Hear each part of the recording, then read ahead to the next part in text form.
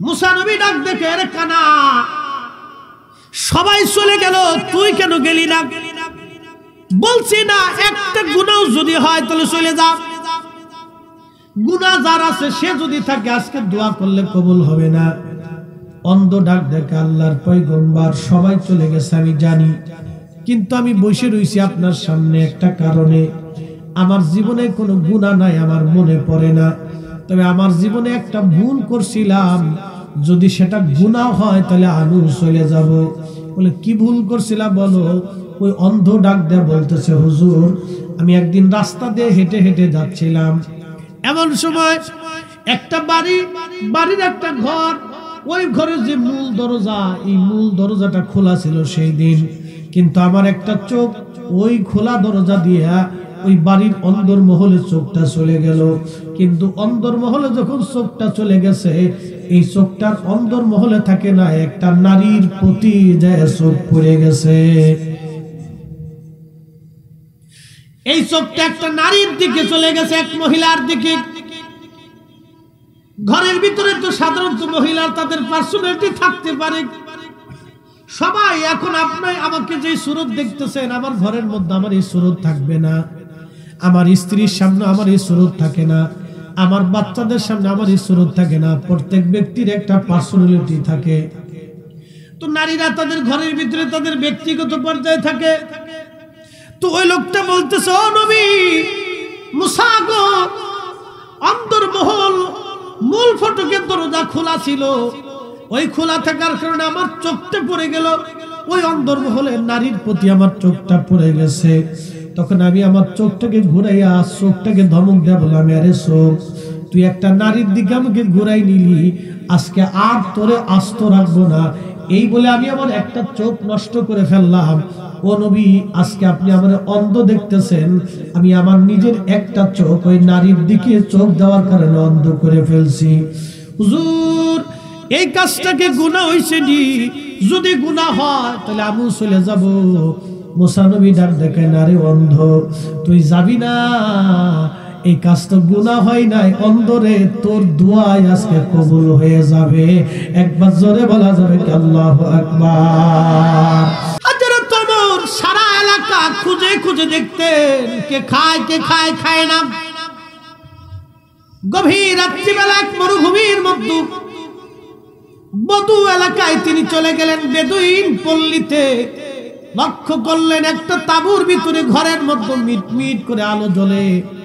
হযরত ওমরের চিন্তা, ব্যাপার কি, এত রাত্রিবেলা আলো কেন জ্বলে? হযরত ওমর ওই ঘরের পাশে যায় চুপচাপ দাঁড়াইলেন।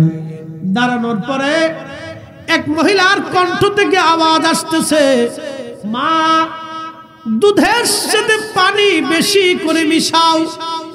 মেয়েটা ডেকে বলে, মা রে, দুধের সাথে পানি মিশাবো না মা, ওমরের গোয়েন্দা যদি জানে কালকে মসজিদে নববীর সামনে বিচার হবে। মহিলা ডাক দিয়ে বলতেছে, মা রে, দুধের সাথে পানি মিশাইলে এই রাত্রিবেলা ওমরের গোয়েন্দা জানবে না, কিন্তু হযরত ওমর কিন্তু তাঁবুর পিছনে দাঁড়ায় রইছে। মেয়েটা ডাক দিয়ে বলতেছে, মা দুধের সাথে যদি পানি মিশায়, ওমরের গোয়েন্দা না জানলেও যিনি জানে তিনি আল্লাহ আল্লাহ আল্লাহ। মারে, দুনিয়ার কেউ না জানলেও আল্লাহ জানবে রে মা, আমি দুধের সাথে পানি মিশাইতে পারবো না। যাদের অন্তরে আল্লাহর স্মরণ আসার সঙ্গে সঙ্গে আল্লাহর ভয় অন্তরটা থরথর থরথর করে কাঁপে। আমরা মানুষে গালি দেই, অন্তর কাঁপে না। অন্যের জমি মেরে খাইছি, অন্তর আল্লাহর ভয়ে কাঁপে না। নামাজ ছেড়ে দিছি, অন্তর আল্লাহর ভয়ে কাঁপে না। অন্যের হক নষ্ট করছি, অন্তর আল্লাহর ভয়ে কাঁপে না। কি কথা কন্যা, ঠিক কিনা? আমাদের অন্তর আল্লাহর ভয়ে কাঁপে না, তার অর্থ হচ্ছে আমাদের অন্তর এখনো আল্লাহমুখী হয় নাই, এখন আমরা মুমিন হতে পারি নাই। জিন্দেগি তোর যাইরে ফাঁকি দিয়া রে সোনার জিন্দেগি তোর যায় ফাঁকি দিয়া। ও আদমুরি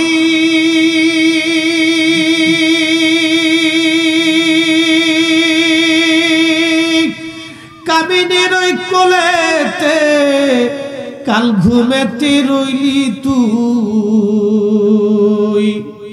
সারা নিশি কাটাইলি তুই ঘুমাইয়া ঘুমাইয়া রে সোনার জিন্দেগি তোর যায় ফাঁকি দিয়া। ও আদমুরি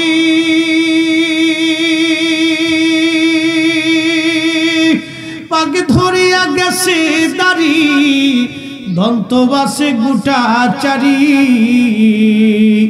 সমন জারি গিয়াছে করিয়ারে সোনার জিন্দেগি তোর যায় ফাঁকি দিয়া।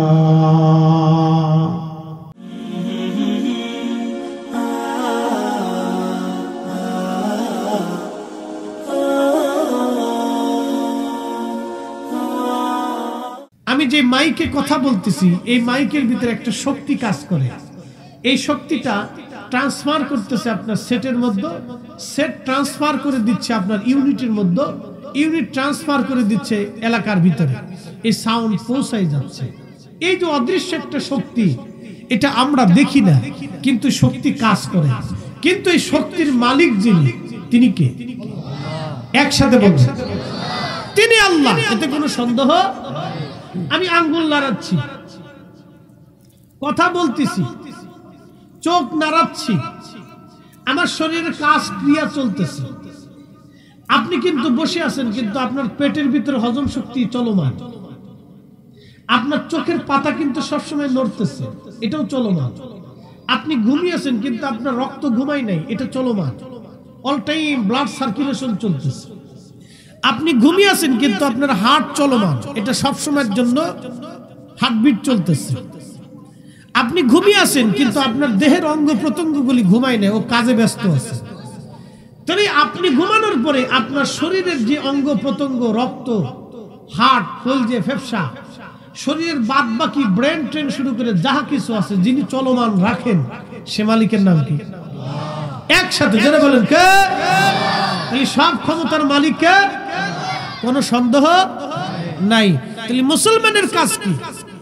মুসলমানের কাজ হচ্ছে সেই আল্লাহর প্রতি নিজেকে আত্মসমর্পণ করা।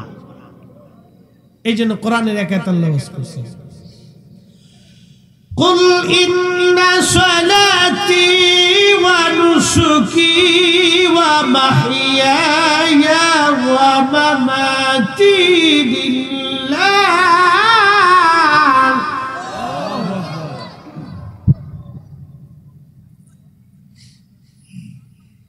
ওয়া মামাতি লিল্লাহি রাব্বিল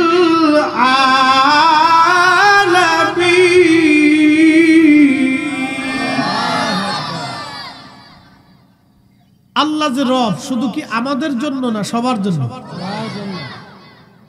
আল্লাহ রব সবার জন্য। একটা ঘটনা শুনে আল্লাহ কেমন রব আপনাদেরকে শুনে। কোরআনের সূরা ফাতিহার প্রথমে আল্লাহ একটা শব্দ ব্যবহার করছেন, আলহামদুলিল্লাহি রাব্বিল আলামিন।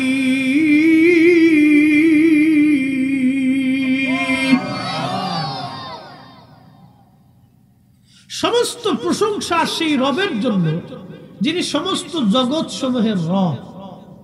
রব আরবি শব্দ, এর অর্থ হচ্ছে প্রতিপালক, যিনি লালন পালন করেন, প্রতিপালন করেন, একটা দিয়ে আরেকটা দিয়ে লালন পালন করেন, তার নাম হচ্ছে রব।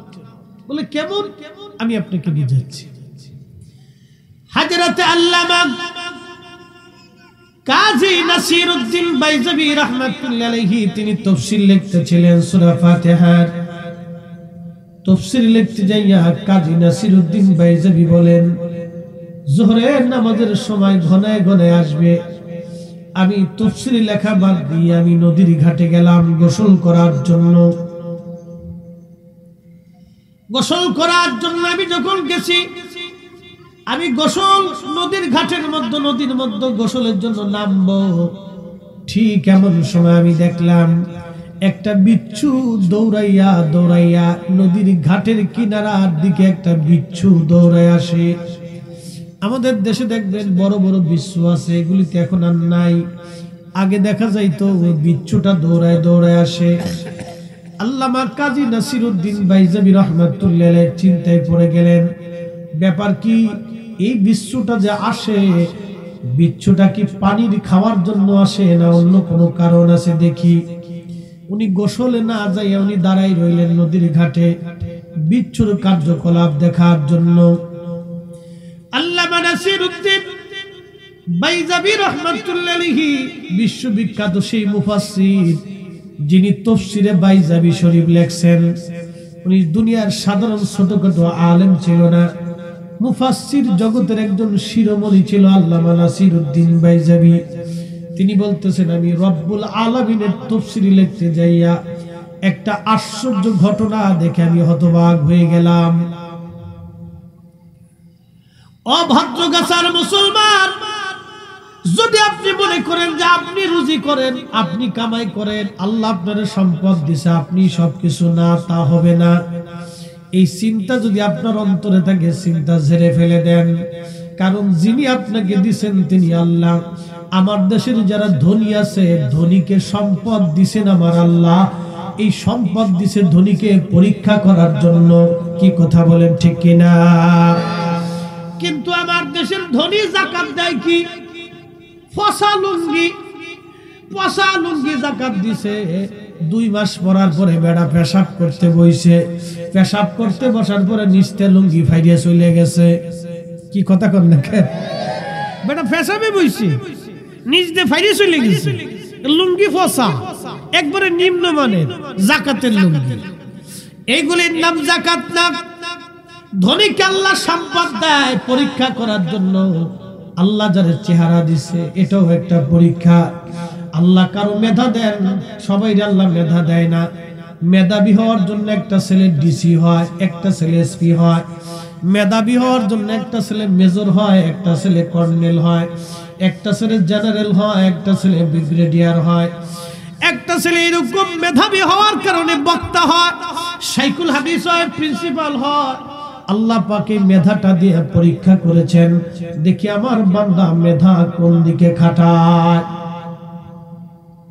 সমাজে কিন্তু সবাই মাতব্বারি করতে পারে না, বিচার সালিশ কিন্তু সবাই বুঝে না। যারা বিচার সালিশ করার জন্য আল্লাহ বানাইছে, ওই মাতব্বর সমাজের জন্য আল্লাহর পক্ষ থেকে পরীক্ষা। আমার দেশের সবাই কিন্তু জজ ব্যারিস্টার হয় না, লেখাপড়া করে জজ ব্যারিস্টার হইছে, বিচারক হইছে। আল্লাহ তারা যে জজ ব্যারিস্টার বানাইছে, এটাও আল্লাহর পক্ষ থেকে পরীক্ষা। আমার দেশের অনেক জজ বিচারক আছে, 1 টাকাও তারা ঘুষ খায় না। একবার জোরে বলা যাবে কি মারহাবা?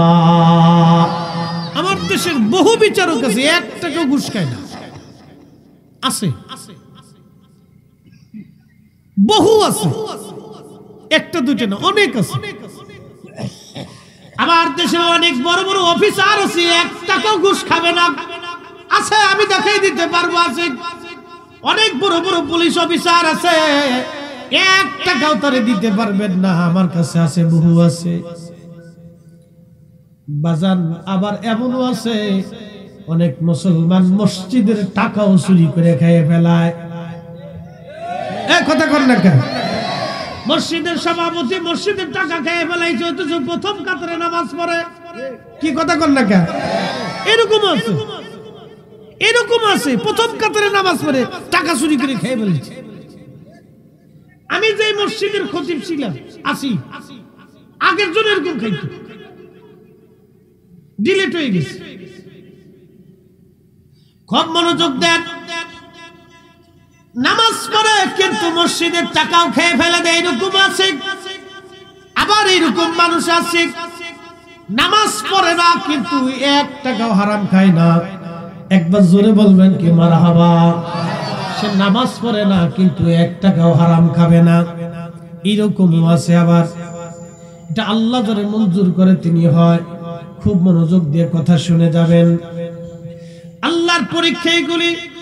নাসিরউদ্দিন বাইজাবি রাহমাতুল্লাহ আলাইহি বলতেছেন, নদীর ঘাটের কাছে আমি দাঁড়ায় রইলাম, দেখি বিচ্ছুটা কি করে। দেখলাম বিচ্ছুটা দৌড়ায় দৌড়ায় দৌড়ায় দৌড়ায় নদীর ঘাটের কাছে আসে।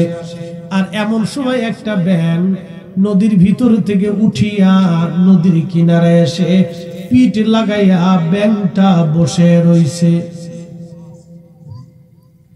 নদীর ঘাটের পাশে ব্যাঙ পিঠ লাগায় বসে আছে। বিচ্ছুটা দৌড়ে ব্যাঙের পিঠের উপরে চলল। ওই বিচ্ছুটারে ব্যাঙ পিঠের উপরে নিয়ে নদীর মধ্যে সাঁতার দিল। একবার জোরে বলা যাবে আল্লাহু আকবার। রব কে? একসাথে বলেন কে? বৃষ্টি যদি আল্লাহ এই নবীনগরে না দেয়, বাংলাদেশে পৃথিবীর কোন বিজ্ঞান বৃষ্টি নামাইতে পারবে? এই নবীনগরের হাওরের ভিতরে, বিল, পুকুর, খালের ভিতরে আল্লাহ মাছ দিছে। একই পানি, শত কোয়ালিটির মাছ, জিব্বা একটা। সুবহানাল্লাহ কইতেন না? একই পানি, শত কোয়ালিটির মাছ, জিব্বা একটা। এক জিব্বায় শত কোয়ালিটির মাছ স্বাদ আস্বাদন করান তিনি এমন একজন কারিগর। পৃথিবীর সব বিজ্ঞানী এক জায়গা হলেও আল্লাহর দেওয়া একটা জিব্বার মতো জিব্বা বানাইতে পারবে না। কি কথা কর না কেন? অসম্ভব, পারবেই না। তো আল্লাহ সেই জিব্বাটা আমাদেরকে দিছে, আমরা সেই জিব্বা দিয়ে খাই, কিন্তু আল্লাহর প্রশংসা করি না।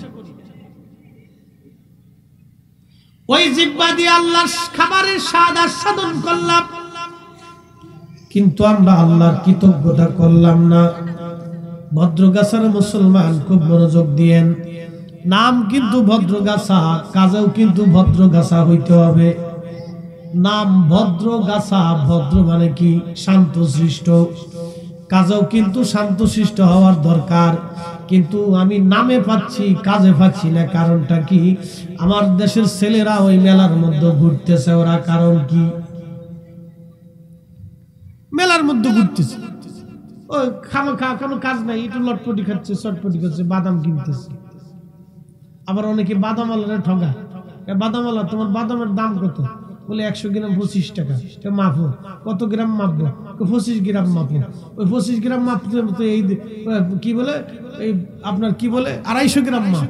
তো 250 গ্রাম মাপতে মাপতে এই দিক দিয়ে 25 গ্রাম খাইয়ে ফেলাইছে। এরকমও আছে। আচ্ছা, আপনাদেরকে প্রশ্ন করি, এই যে বাকি 25 গ্রাম যে খাইলো, এটা সুন্নত না মুস্তাহাব? হ্যাঁ, এই যে 25 গ্রাম অতিরিক্ত খাইলো, আপনারা বলেন এটা সুন্নত না মুস্তাহাব? হারাম। ভদ্রগাছার মুসলমান খুব মনোযোগ দেন। কাজী নাসিরউদ্দিন বাইজাবি রাহমাতুল্লাহ আলাইহি বললেন, আমি দেখি ওই ব্যাঙের পিঠের উপরে বিচ্ছুটা চললো, আর ব্যাঙ পানির মধ্যে নিয়ে বিচ্ছুটাকে নিয়ে সাঁতার দিয়ে নদীর মধ্যে রওনা হয়ে গেল। আমি চিন্তা করলাম, দেখি ব্যাঙ কি করে। আমি আস্তে আস্তে ব্যাঙের পিছে পিছে নদীর মধ্যে নেমে গেলাম। ব্যাঙ সাঁতরাইয়া সাঁতরাইয়া বিচ্ছুটারে কাঁধে নিয়া নদীর ওই পারে যাইয়া ব্যাঙ বিচ্ছুটারে নামাই দিল। ব্যাঙ বিচ্ছুটারে নামাইয়া আবার পানির মধ্যে চলে আসলো। ওই বিচ্ছুটা দৌড়াইতে লাগলো, আমিও বিচ্ছুর পিছু পিছু যেতে লাগলাম। দেখি বিচ্ছুটা কি করে।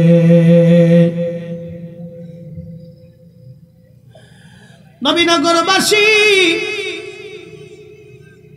আমরা যতই পারাপারি করি, মালিক যদি রিজিক না দেয় আপনি রিজিক নিতে পারবেন না।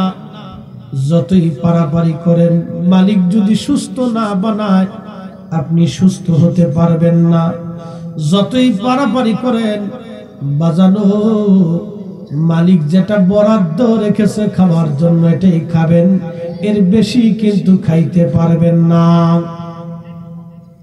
আমার এক বন্ধু ক্লাসমেট, মাদ্রাসায় তখন আলিমে পড়তাম একসঙ্গে। ওর মামা ছিল কাস্টম অফিসার, বুঝতেছেন তো, বিরাট বড় অফিসার। ঢাকায় 4টা বাড়ির মালিক ছিল তৎকালীন জমানায়। আজকের কথা না, কামিল পাস করেছি, আজ 14 বছর হয়ে গেছে। তারপরে আলিম তোর আর বহু আগের কথা। আজ থেকে 20 বছর আগের কথা বলতেছি। ও বলল বন্ধু, মামা বাড়ি গেলাম, অনেক সুন্দর খাবারের ইন্তজাম করছে মামা, কোটি কোটি টাকার মালিক মামা, মামার টাকার অভাব নাই। টেবিল ভরা খাবার সাজাইয়া মামা আমারে সামনে বসে ভাগিনা খাও। মামা ভাগ্নের ব্যাপার তো, মামা বাড়ি ভাগ্নের মহব্বত বেশি থাকে। মামা আমারে আদর করে করে খাওয়ায়। কিছুক্ষণ পরে দেখি মামা বসে বসে কান্দে। জিজ্ঞেস করলাম, মামা কান্দো কেন? বলে, ভাগ্নে রে, এত সুন্দর খাবার তোর জন্য রান্না করলাম, তুই খাস, কিন্তু আমি খাইতে পারি না। আমি বললাম, মামা কি হয়েছে? ডাক্তার বিধি নিষেধ দিয়ে দিছে আমার শরীরে বিভিন্ন রোগ।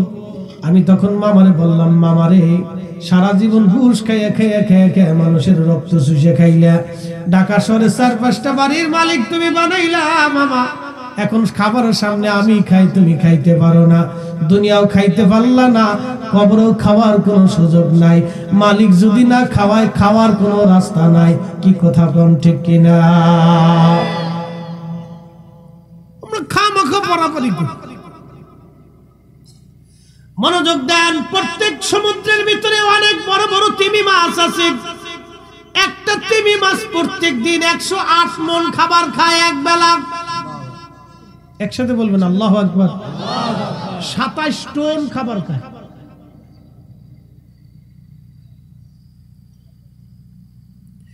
27 টন খাবার খায় এক এক বেলায়, 27 টন। একসাথে বলবেন আল্লাহু আকবার। এরকম খাবার একটা তিমি এরকম খাবার খায়, অথচ ধান খেত নাই, গম খেত নাই, মাছের কোনো ঘের নাই, তিমি মাছের বিল নাই, ব্যাংকের অ্যাকাউন্ট নাই, আগামী দিনের খাবার ওর জমা নাই। প্রত্যেক দিন ওরে 3 বেলা পেট ভরে যিনি খাওয়ায়, সেই মালিকের নাম কি জোরে বলে? আচ্ছা, কুত্তার অ্যাকাউন্ট আছে? হ্যাঁ, বর্তমান পৃথিবীতে মানুষ আছে 800 কোটি। 1 কোটি কুত্তা আছে ধরেন, 1 কোটি কুত্তা মিনিমাম সারা পৃথিবীতে 1 কোটি কুত্তা আছে। এই 1 কোটি কুত্তারে যিনি খাবার খাওয়ায় সেই রব আমার আল্লাহ। অথচ কুত্তার কোনো ব্যাংক নাই, কোনো অ্যাকাউন্ট নাই, কুত্তার কোনো জাতিসংঘ নাই। কুত্তার জাতিসংঘ আছে? কুত্তার জাতিসংঘ নাই, খাদ্য সংস্থা নাই, চিকিৎসা সংস্থা নাই। ওই কুত্তার সিজার করা লাগে না, বাচ্চা প্রসব হবে কোনো ধাত্রী লাগে না। একসাথে বলবেন আল্লাহু আকবার। ব্যবস্থা কে করছে? আল্লাহ করেছে। আকাশের পাখি, কোটি কোটি পাখি পৃথিবীতে আছে। প্রত্যেক দিন পাখিদেরকে যিনি খাবার খাওয়ায় তিনি আমার আল্লাহ। আল্লাহ এত খাবার বিভিন্ন জাতির আল্লাহ খাওয়াইলো। আল্লাহ মানুষের জন্য খাবার বরাদ্দ রাখলো, তারপরও মানুষ ঘুষ খায়, অন্যের জমি চষে খায়। আসতে বলেন কেন? জোরে বলেন। এরপরও মানুষ ঘুষ খায়, অন্যের জমি মেরে খায়। খা, বদ্দুর করিস, খা। কত খাবি? কিয়ামতের মাঠে খাওয়ার আর সুযোগ নাই। হাত্তা যুরতুমুল মাকাবির আলহাকুমুত তাকাসুর হাত্তা যুরতুমুল মাকাবির। কোরআন বলতেছে, আমার বান্দা সম্পদের মোহে পড়ে দুনিয়ার সম্পদের প্রাচুর্যের প্রতিযোগিতা তোমাকে আল্লাহ থেকে ভুলায় রাখছে। আমরা সম্পদ উপার্জনের প্রতিযোগিতায় নেমে আল্লাহ থেকে জুদা হয়ে গেছি। সম্পদ রুজি করতে যে অনেকে নামাজ ছেড়ে দিয়েছি, সম্পদ রুজি করতে যে আমরা অনেকে জিকির ভুলে গেছি, সম্পদ রুজি করতে যে আমরা মা বাবাকে কষ্ট দেই, দেয় না? কয়েকদিন আগে, কয়েক বছর আগে হাজিরা হজে গেল, একটা বিশেষ ঘটনা, খুব মনোযোগ দেন। একটা কাফেলার ভিতরে প্রায় 7 হাজি ছিল। একজন মুআল্লিম হাজিদেরকে নিয়ে হজে গেলেন। সবাই যখন মক্কায় গেল, একসাথে কাফেলার মধ্যে আপন 2 ভাই একসঙ্গে ছিল। ওই 2 ভাই তারাও হজে গেছেন, হাজিরাও হজে গেছে। যখন জেদ্দা বন্দরে নেমে হোটেলে যাওয়ার সঙ্গে সঙ্গে ওই দুই ভাই একসঙ্গে অন্ধ হয়ে গেল। সৌদির বড় ডাক্তার দেখানো হলো, ডাক্তার বলে চোখে কোনো রোগ নাই, কিন্তু দুই ভাই চোখে দেখে না। মুআল্লিম বিশেষ প্রক্রিয়া অন্ধ দুই ভাইকে হজ করাইলেন। হুইল চেয়ারে করে হজ করানোর পরে মক্কা মদিনা জিয়ারা করে যখন জেদ্দা বন্দরে এসে বিমান বন্দরে এসে আবার বিমানে উঠছে, বিমানে উঠার পরে চোখ আফসা আফসা খুলে গেল। বিমান 6 ঘন্টা চলার পরে বাংলাদেশে আসছে। বাংলাদেশে আসার পরে ওই দুই ভাই আপন হাজি দুই ভাইয়ের চোখ ভালো হয়ে গেল। হাজিরা বলতেছে ব্যাপার কি, আমরাও হজ করলাম কিন্তু আমাদের চোখ নষ্ট হলো না, তোমরা দুই ভাই একসঙ্গে হজ করতে গেলা, তোমাদের চোখ নষ্ট হয়ে গেল। আবার হজ শেষ করে বাংলাদেশ আসার পরে চোখ ভালো হয়ে গেল। তোমরা বলবা জীবনে কোন অন্যায় কাজ তোমরা করছো, আজকে খুলে বলো। আল্লাহর বিচার আছে না? আসতে কোন পুলিশে ধরো, আল্লাহর বিচার আছে? হ্যাঁ, এখনো আছে, নগদ আছে, নগদ। আল্লাহর বিচার এখনো নগদ আছে।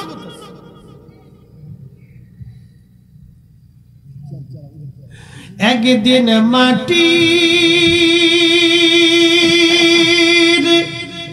ভিতরে হবে ঘরে, মন আমার কেন বান্ধ দালান ঘর, মন আমার কেন বান্ধ দালান ঘর।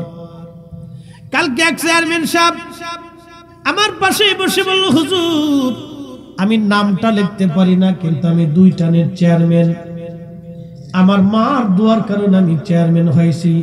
হুজুর এমন দিন আমার গেছে, আমি দিন আনতাম দিন খাইতাম, কিন্তু আজ আমি চেয়ারম্যান। মারহাবা কইলেন না? বলো হুজুর আমি আমার মার দোয়ায় চেয়ারম্যান। আমি জীবনে কষ্ট করেছি কিন্তু মাকে কষ্ট করতে দেই নাই। আমি না খেয়ে থাকছি কিন্তু মাকে না খেয়ে থাকতে দেই নাই। একসাথে বলবেন না মারহাবা? লোকটা বলতেছে, হুজুর এই মাহফিল সাক্ষী আল্লাহর কসম, আমার চেয়ারম্যানের জীবনে আমি যেটা বেতন পাইছি এই বেতনটা পর্যন্ত আমি মানুষের দিয়ে দিছি। কালকে আমার পাশে বলতে বলছি, হুজুর মাহফিল সাক্ষী আল্লাহর কসম, আমি বেতনটা পর্যন্ত আমি মানুষের দিয়ে দিছি। রানিং চেয়ারম্যান, আমি বেতনটা পর্যন্ত আমি মানুষের দিয়ে দিছি। আমি 1 টাকাও ডাইনবাম করি, একটা পয়সাও করি। বন্ধু তার মানে বোঝা গেল ভালো মানুষ এখনো আছে, যার কারণে আকাশ থেকে বৃষ্টি হয়। কি কথা কর না কেন? এখনো ভালো মানুষ আছে বিধায় আকাশ থেকে বৃষ্টি হয়। ভালো যদি না থাকতো তো বৃষ্টি হতো না, বৃষ্টি হওয়ার কথা না। মুসা আলাইহিস সালামের জমানায় একজন আল্লাহর বান্দা অন্ধ ছিল, অন্ধ। ইমাম আবুল ফারাজ ইবনুল জাওজি উয়ুনুল হিকায়াতের মধ্যে তিনি 900 বছর আগে একটা কিতাব লিখেছেন। এই কিতাবের মধ্যে তিনি লিখতেছেন, 900 বছর আগে কিতাবের মধ্যে তিনি লেখেন, মুসা আলাইহিস সালামের জমানায় আকাশে বৃষ্টি নাই, বৃষ্টির অভাবে সারা মিশর, বর্তমান ফিলিস্তিন, জর্দান, লেবানন, এরপরে লিবিয়া, এরপরে ওমান, এই পুরা অঞ্চলটাকে আগে শাম বলা হতো। শাম, এই পুরা অঞ্চলকে শাম বলা হতো। এই বর্তমান বাইতুল আকসা হযরত মুসা কালিমুল্লাহ আলাইহিস সালাম, বর্তমান ফিলিস্তিনে ওনার এলাকা, হযরত ঈসা নবীর এলাকা, হযরত উযাইর নবীর এলাকা, হযরত ইমরান আলাইহিস সালামের এলাকা, হযরত জাকারিয়া আলাইহিস সালামের এলাকা, হযরত ইয়াহইয়া আলাইহিস সালামের এলাকা, হযরত মারিয়ামের এলাকা, হযরত ইব্রাহিম খলিলুল্লাহর এলাকা, হযরত ইসহাকের এলাকা, হযরত ইয়াকুব আলাইহিস সালামের এলাকা, হযরত ইউসুফের জন্মস্থান, আম্মা জান সারার রাজত্ব ছিল এই ফিলিস্তিন। আম্মাজান সারার বাবা ছিলেন এই ফিলিস্তিনের বাদশা। একবার জোরে বলা যাবে কি মারহাবা। বর্তমান ফিলিস্তিনিরা আম্মাজান সারার বংশ, ইয়াকুবের বংশ, ইব্রাহিমের বংশ, ঈসা নবীর বংশ, ইমরানের বংশ, মারিয়ামের বংশ। দেখবেন ওরা এমনিতেই সুন্দর, আল্লাহ ওদেরকে সুন্দর করে বানাইছে, যার কারণে বাতিল মিথ্যাবাদী জালিমের জুলুমের কাছে তারা মাথা নত না করে এখনো যুদ্ধের ময়দানে পৃথিবীর পরাশক্তির বিরুদ্ধে জিহাদ করে টিকে আছে। একবার জোরে বলা যাবে কি আল্লাহু আকবার। কষ্ট হচ্ছে আপনাদের? বোঝা যায় আমার কথা কি আপনারা বুঝতে পারেন? বর্তমান ফিলিস্তিনে একটা পরিসংখ্যান দিলাম, 70,000 নবীর এলাকা এটা, 70,000। একসাথে আল্লাহু আকবার বলবেন না? ওদের মেয়েরা মেকআপ ছাড়াই সুন্দর, আর আমরা দেশের বেটি মেকআপ করতে করতে জান শেষ হয়ে গেছে। কি কথা কর না কেন? ফেয়ার অ্যান্ড লাভলি মাখতে মাখতে জীবন শেষ করে ফেলেছি, তারপরে সুন্দর হয় না। ফেয়ার অ্যান্ড লাভলি মাখলে যদি সুন্দর হওয়া যায় তো আফ্রিকার মানুষ কালা কে? প্রশ্ন আছে না? তো সব আফ্রিকানে ফেয়ার অ্যান্ড লাভলি আফ্রিকানে দিয়ে দিব, ওই মেকআপ কি মাখলে বলে মানুষ সুন্দর হয় এটা দিয়ে দিব। তো আমার জীবনে এই পর্যন্ত ওই সাতা তো আমি একটু মাখিনি, তা আমি সুন্দর কে? প্রশ্ন আসে না? তা আমার চেহারা বালা কে? তো ওই অনেক পুরুষ মানুষ আছে দেখবেন তারা জীবনে এগুলো মাখে না, কিন্তু এমনিতে সুন্দর। সুন্দর কেন? সুন্দর যেটা আল্লাহর পক্ষ থেকে আসে, এগুলো হাবিজাবি মাখলে হয় না। এর পিছনে একটা কারণ আছে। কিছু মানুষের চেহারা দেখবেন বয়স হয়ে গেছে 60 বছর, কিন্তু চেহারা নূর চমকা। মারাবা কইতেন না? এর পিছনে একটা মাত্র কারণ, সে কারণ হলো ওযু আর নামাজ। বুঝতে পারছেন?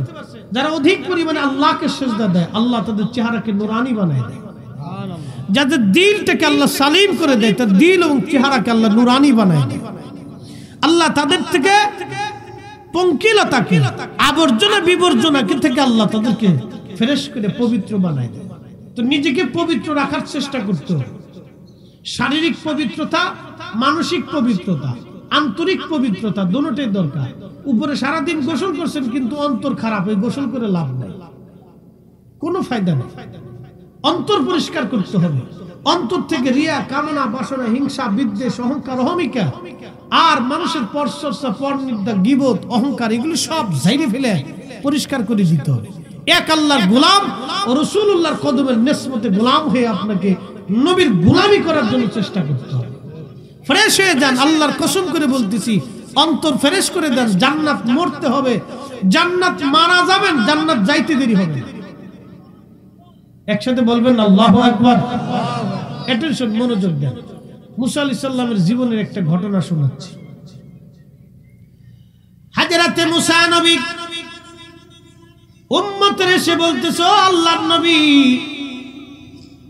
আমাদের দেশে বৃষ্টি হয় না, বৃষ্টির বড় অভাব।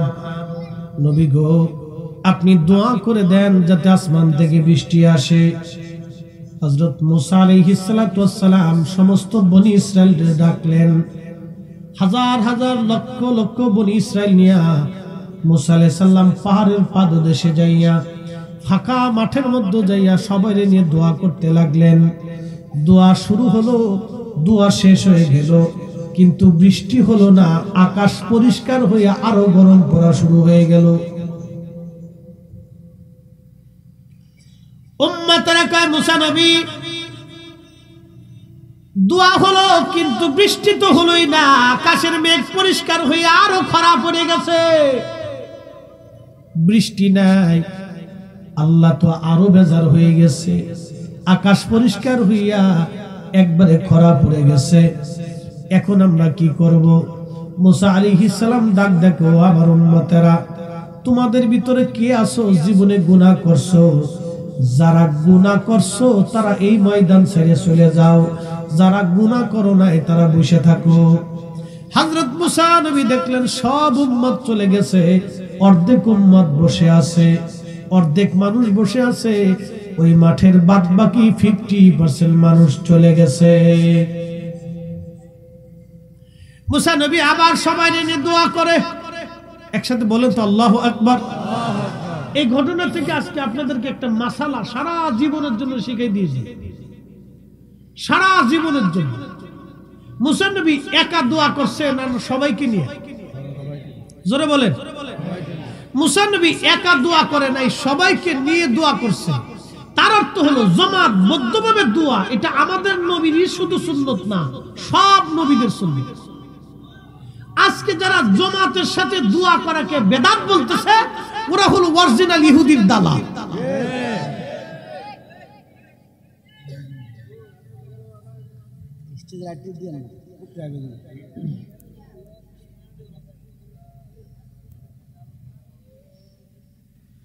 আচ্ছা, আমরা অপেক্ষা করি, একসাথে বলি আল্লাহু আকবার। তাহলে দোয়া করা এটা কি শুধু আমাদের নবীর তরিকা না সব নবীর তরিকা? জামাতের সাথে, জামাত মানে দলবদ্ধভাবে দোয়া করা, এটা সব নবীদের তরিকা। হযরতে মুসা নবী দোয়া করলেন, কবুল হলো না। উম্মতরে বলতেছে, হুজুর আকাশে মেঘ একেবারে পরিষ্কার হয়ে আরো গরম পড়ছে। মুসা নবী বললেন, তোমাদের মধ্যে যারা গুনাহ করছো তারা চলে যাও। অর্ধেক মানুষ চলে গেল, অর্ধেক মানুষ চলে গেল, মাত্র অর্ধেক মানুষ বসে আছে। মুসা নবী, মুসা আলাইহিস সালাম সবাই নিয়ে আবার দোয়া করে, আল্লাহ বৃষ্টি দাও, কিন্তু বৃষ্টি হলো না, আরো গরম পড়া শুরু হয়েছে। উম্মতরা বলে, ওগো আল্লাহর নবী, বৃষ্টি তো নাই, আরো বেশি গরম পড়া শুরু হলো, কারণ কি? মুসা আলাইহিস সালাম বলেন, উম্মতরা রে বলছি, একটা গুনাহ জীবনে যে করছো সে চলে যাও, একটা গুনাহ যার আছে সে চলে যাও, একবারে নিষ্পাপ ব্যক্তি আমার এখানে বসে থাকো, নতুবা আজকে দোয়া কবুল হবে না, বৃষ্টি হবে না। হযরতে মুসা নবী ঘোষণা দেওয়ার পরে সব উম্মত চলে গেল, কিন্তু একজন গেল না, লোকটা ছিল কানা। মুসা নবী ডাক দিল, কানা তুই কি শুনোস নাই? একটা গুনাহ হলেও চলে যাইতে কইছি, তুই বসে রইছস কেরে কানা? কানা ডাক দেখা, হুজুর আমার জীবনে মনে পড়ে না আমি জীবনে একটাও গুনাহ করেছি। চিৎকার মেরে জোরে বলেন আল্লাহু আকবার। আরো জোরে বলেন আল্লাহু আকবার। তেলের গাড়ি তেলে চলে,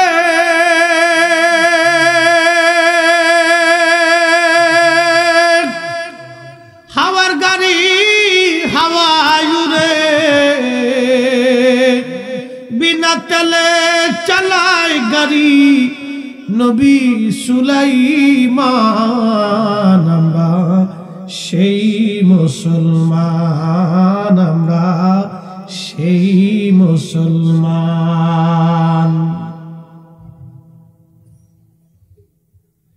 360 আউলিয়া আজ থেকে 800 বছর আগে আসছে সিলেটে।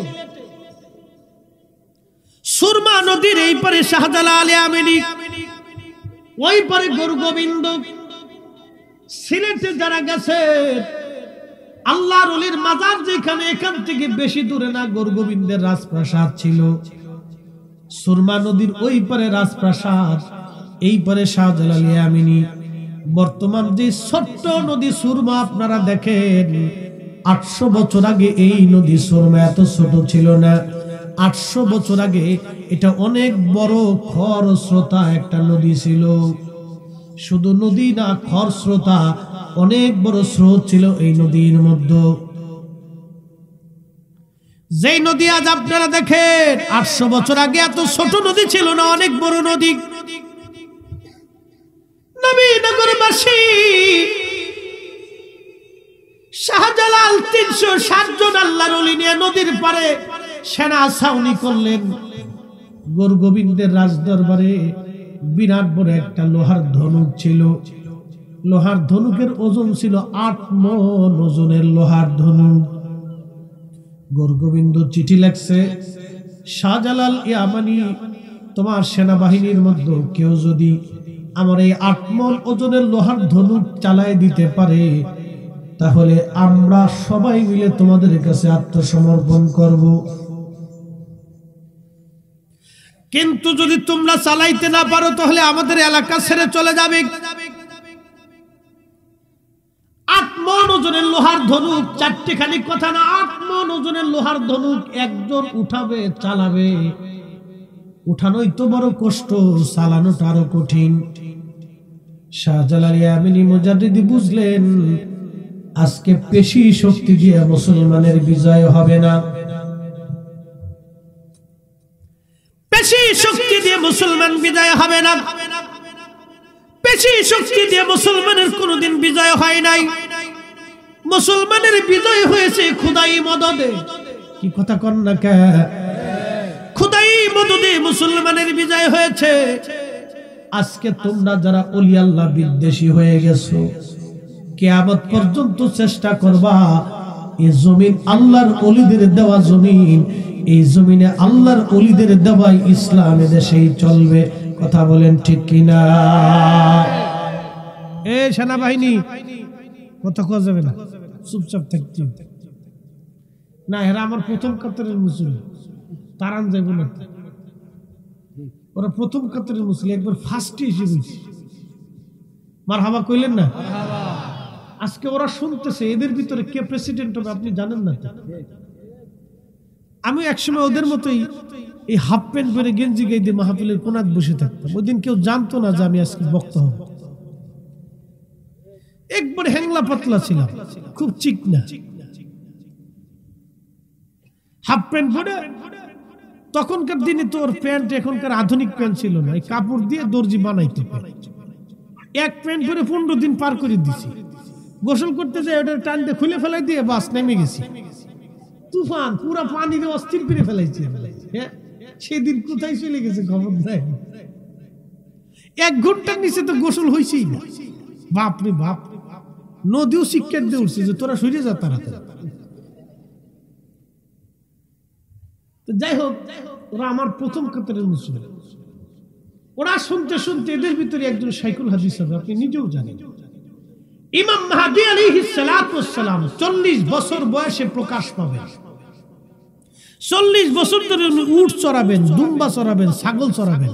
কোন মাদ্রাসায়, মক্তবে, ভার্সিটিতে, স্কুলে কোনো লেখাপড়া থাকবে না। 40 বছর বয়সে এক রাত্রে আল্লাহ রাব্বুল আলামিন তার কলবের ভিতরে সমস্ত ইলম ঢুকাই দিবে। না আসতে হয়ে গেল না, একসাথে বলবেন। ইমাম মেহেদী আলাইহিস সালামের রক্ত হবে ইমাম হাসান হুসাইনের রক্ত অনুযায়ী। হাসান হুসাইন রাদিয়াল্লাহু আনহুমার রক্ত অনুযায়ী সরাসরি একটা রক্ত। ওই রক্তে ইমাম মাহদীর জন্ম হবে। আল্লাহ রাসূল ফাতেমাকে বলতেছে, ফাতেমা রে, তোমার রক্ত, তোমার হাসান হুসাইনের সরাসরি রক্তে আল্লাহ পৃথিবীর শেষে একজন ইমামকে পাঠাবে। বাবার নাম আব্দুল্লাহ, তার নিজের নাম হবে মুহাম্মদ, কিন্তু সে পরিচিতি লাভ করবে ইমাম মাহদী হিসেবে। ও ফাতেমা, আমি যেইভাবে তাম পৃথিবীতে দ্বীন প্রতিষ্ঠিত করেছি, আমার মাহদী তাম পৃথিবীতে ওইরকম দ্বীন কায়েম করবে। একসাথে বলে, ইমাম মাহদীর সৈনিক যারা হবে তারা হবে অত্যন্ত শ্রেষ্ঠ এবং সম্মানিত। ইমাম মাহদীর বিরুদ্ধে দাঁড়াবে দাজ্জাল, 1 চোখ কানা, কপালে কাফের লেখা থাকবে, খুব শক্তিশালী, জোয়ান মধ্য হবে। তার প্রথম ফ্রন্টের সৈনিক হবে ইহুদিরা। এই কথাটা সারা জীবন মনে রাখবে। দাজ্জালের প্রথম ফ্রন্টের, প্রথম লাইনের, প্রথম সারির সৈনিক হবে 70,000 ইহুদি। অতএব আজকে যারা ওই বাইতুল আকসাকে কেন্দ্র করে ইসরায়েল নামক ইহুদি কট্টরপন্থীদের বিরুদ্ধে যারা যুদ্ধ করতেছে, আমাদের দৃষ্টিতে তারা ইমাম মাহদী আলাইহিস সালামের সৈনিক। কথা বলেন ঠিক না ঠিক? ও তারা উপস্থিতি, এই বিষয়টা খুব ইম্পর্টেন্ট, গুরুত্বপূর্ণ। তো তোর আমার প্রথম কাতারের মুসল্লি, তারান যাবে না, চুপচাপ থাকতে হবে। ঠিক আছে, চলবে তো? আর যদি অসুবিধা লাগে তো চলে যাও, দরকার নেই। বাহ্যিক মানছে ওরা ফাঁস করছে। খুব মনোযোগ দিয়ে মূল আলোচনায় ফিরে যাচ্ছি। আমি যেখানে ওয়াজ রাখছিলাম আমি সেইখানে চলে যাই। শাহজালাল ইয়ামানি মুজাররিদি দেখলেন পেশি শক্তি দিয়ে মুসলমান বিজয় হবে না। 360 জন ওলি ছিলেন তার সফর সঙ্গীর মধ্যে, আরো মুঘল থেকে কিছু সৈন্য নিয়ে আসছিলেন। সবাইকে একত্রিত করে আল্লাহর ওলি শাহজালাল রাহমাতুল্লাহ আলাইহি বলেন, ও আমার মুহিব্বিন মুরিদ সন্তানরা, ও আল্লাহর পথের মুজাহিদরা, তোমাদের কাছে আমার একটা প্রশ্ন জবাব দিবা, মিথ্যা বলবা না, সত্য বলবা। আজকে বলো, তোমাদের মধ্যে জীবনে কে আসরের নামাজ কাজা করো নাই? হাত উঠাও। জীবনেও কেউ আসরের নামাজ কাজা করো নাই? হাত উঠাও। আসরের নামাজ জীবনে কাজা করো নাই? হাত উঠাও। সবাই মাথা নিচু করে বসে আছে। নীরবতা ভেঙ্গে একজন হাত উঠাইলেন, তার নাম সিফা সালার নাসিরউদ্দিন শাহ রাহমাতুল্লাহ আলাইহি। চিৎকার মেরে জোরে বলা যাবে আল্লাহু আকবার। তেলের গাড়ি তেলে চলে,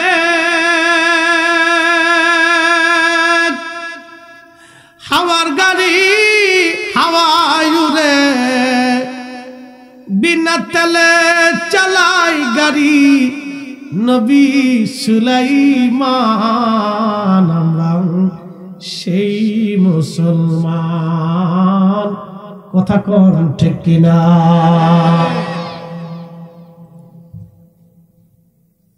সিফা সালাম নাসিরউদ্দিন শাহ রাহমাতুল্লাহ আলাইহি বাঙালি না আরবি? কথা কন না, জোরে কন। বাঙালি না আরবি? জোরে জোরে একসাথে বলেন, বাঙালি না আরবি? আমাদের বংশ না নবীর বংশ? শাহজালাল আমাদের বংশ না নবীর বংশ? নামাজ পড়লেন নাভির নিচে হাত বেঁধে, 800 বছর ধরে মুসলমানকে শিখাইলেন এইভাবে নামাজ। আজকে বড় কারা বুকের উপর হাত বাঁধে নামাজ শিখাইয়া আমার মসজিদের মধ্যে ভেজাল বাঁধাইলো, সমাজে ভেজাল বাঁধাইলো, রাষ্ট্রে ভেজাল বাঁধাইলো, বাপে পুত্রে ঝগড়া বাঁধাইলো, সন্তানে সন্তানে ঝগড়া বাঁধাইলো, ভাইয়ে ভাইয়ে ঝগড়া বাঁধাইলো, ইমাম মুসল্লি ঝগড়া বাঁধাইলো, গ্রামে গ্রামে ঝগড়া যারা বাঁধাইলো, ওরাই হলো শয়তানের দালাল। কথা কন ঠিক কিনা? পরিসংখ্যান বুঝে যাওয়াটা বুদ্ধিমানের কাজ। ছোট্ট পরিসংখ্যান আপনাকে দিল। হাত তুলছে সিফা সালাম নাসিরউদ্দিন শাহ। হুজুর, আমি আসি, জীবনেও কোনদিন আসরের নামাজ আমি কাজা করি নাই। একসাথে বলবেন না মারহাবা? সেই মুসলমান আজ কোথায় গেল হারিয়ে? আসরের নামাজ জীবনেও কাজা করি নাই। শাহজালাল রাহমাতুল্লাহ আলাইহি বললেন, নাসিরউদ্দিন আসো, তুমি পারবা 8 মণ ওজনের লোহার ধনুক চালাই দিতে? কারণ এই 8 মণ ওজনের লোহার ধনুক তুমি ছাড়া অন্য কেউ আজ চালাইতে পারবে না। গোরগোবিন্দ চ্যালেঞ্জ ছুড়েছে, যদি চালাই দিতে পারি ওরা আত্মসমর্পণ করবে, আর না চালাইতে পারলে এই জমিন ছেড়ে চলে যেতে হবে। আল্লাহর ওলি ডাক দিয়ে বলতেছে, রে সিফা সালাম নাসিরউদ্দিন, তোমাকে আমি পাঠাচ্ছি। উনি বেশি জোয়ান মধ্য ছিলেন না, একবারে বেশি শক্তিশালী ছিলেন না। উনি সিমসাম হালকা পাতলার গড়নের একজন মানুষ ছিলেন। সিফা সালাম নাসিরউদ্দিন শাহ রাহমাতুল্লাহ আলাইহি কে শাহজালাল বলতেছে, বাবারে বিসমিল্লাহির রহমানির রহিম বলে বাম হাত দিয়ে ধনুক টেনে উঠাইবা, ডান হাত দিয়ে যে পড়াইয়া তীর পড়াইয়া টেনে ছেড়ে দিবা, বাদ বাকি চিন্তা তোমাকে করতে হবে না। আল্লাহর ওলি সিফা সালার নাসিরউদ্দিন শাহ রাহমাতুল্লাহ আলাইহি গোর গোবিন্দের রাজ দরবারে গেছে। সৈন্যরা দেখে দেখে হাসে আর কয় মুসলমান পাগল হয়ে গেছে, মুসলমান পাগল হয়ে গেছে। আমরা 2 4 7 5 4 5 জনে যা পারি না, ও একা একজন হালকা পাতলা গরনের মানুষ, ও বলে লোহার ধনুক চালাই দিবে 8 মনোজন। ওরা জানে না ওলি আল্লাহর দৌড় আল্লাহর আরশ পর্যন্ত, ওরা জানে না ওলির দৌড় আল্লাহ পর্যন্ত, ওরা জানে না ওলির ক্ষমতা আল্লাহর দেওয়া ক্ষমতা, ওরা জানে না ওলির চোখ আল্লাহর চোখ, ওরা জানে না ওলির জবান আল্লাহর জবান, ওরা জানে না ওলির কান আল্লাহর কান, ওরা জানে না ওলির হাত আল্লাহর হাত, ওরা জানে না ওলির পা আল্লাহর পা, ওরা জানে না ওলির ইজ্জত আল্লাহর ইজ্জত, ওরা জানে না ওয়াইনসালানি লাউতান্নাহু, আল্লাহর ওলি যা চায় আল্লাহ তাই দেয়। চিৎকার মেরে জোরে বলেন আল্লাহু আকবার।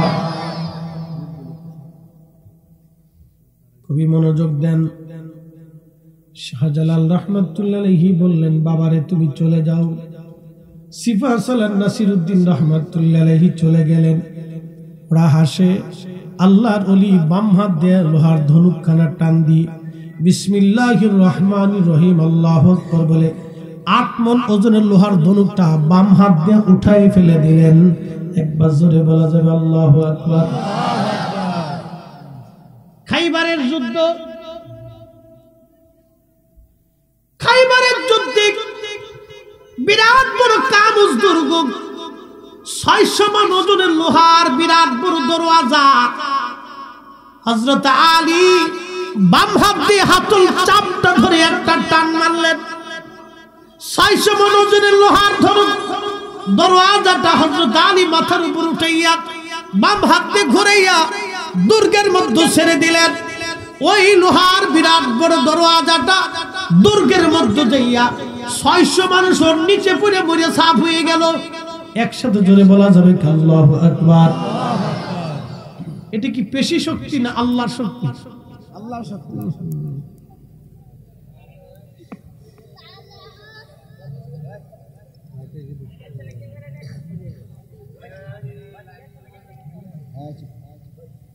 আমার দিকে তাকা, একটু দূরে শুয়ে পড়ি। আল্লাহুম্মা সাল্লি আলা সাইয়্যিদিনা মাওলানা মুহাম্মাদ ওয়া আলা আলি সাইয়্যিদিনা।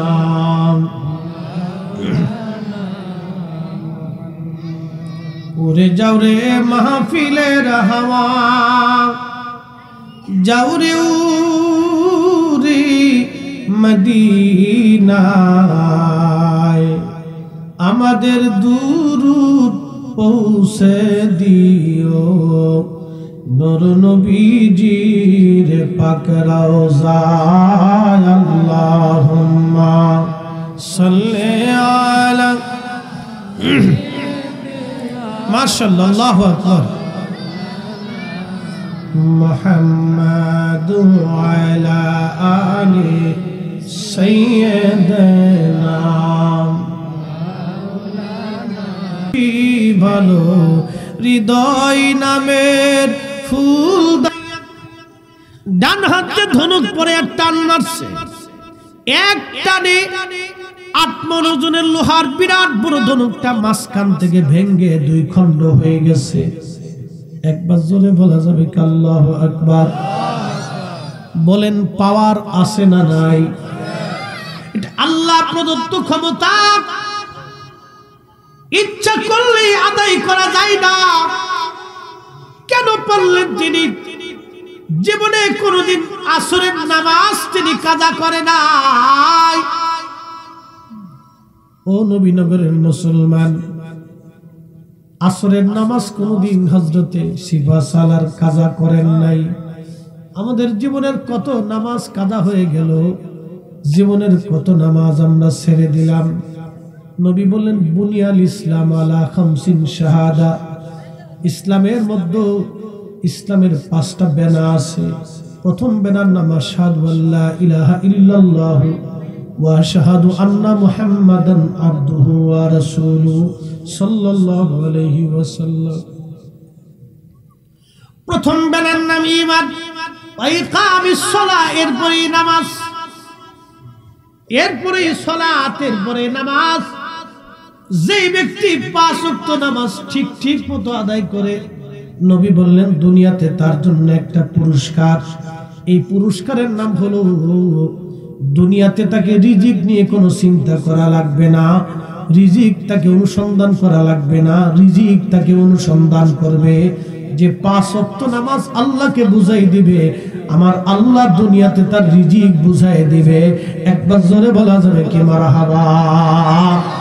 যে 5 ওয়াক্ত নামাজ আল্লাহকে বুঝাই দিবে, আল্লাহ তাকে রিজিক বুঝাই দিবে।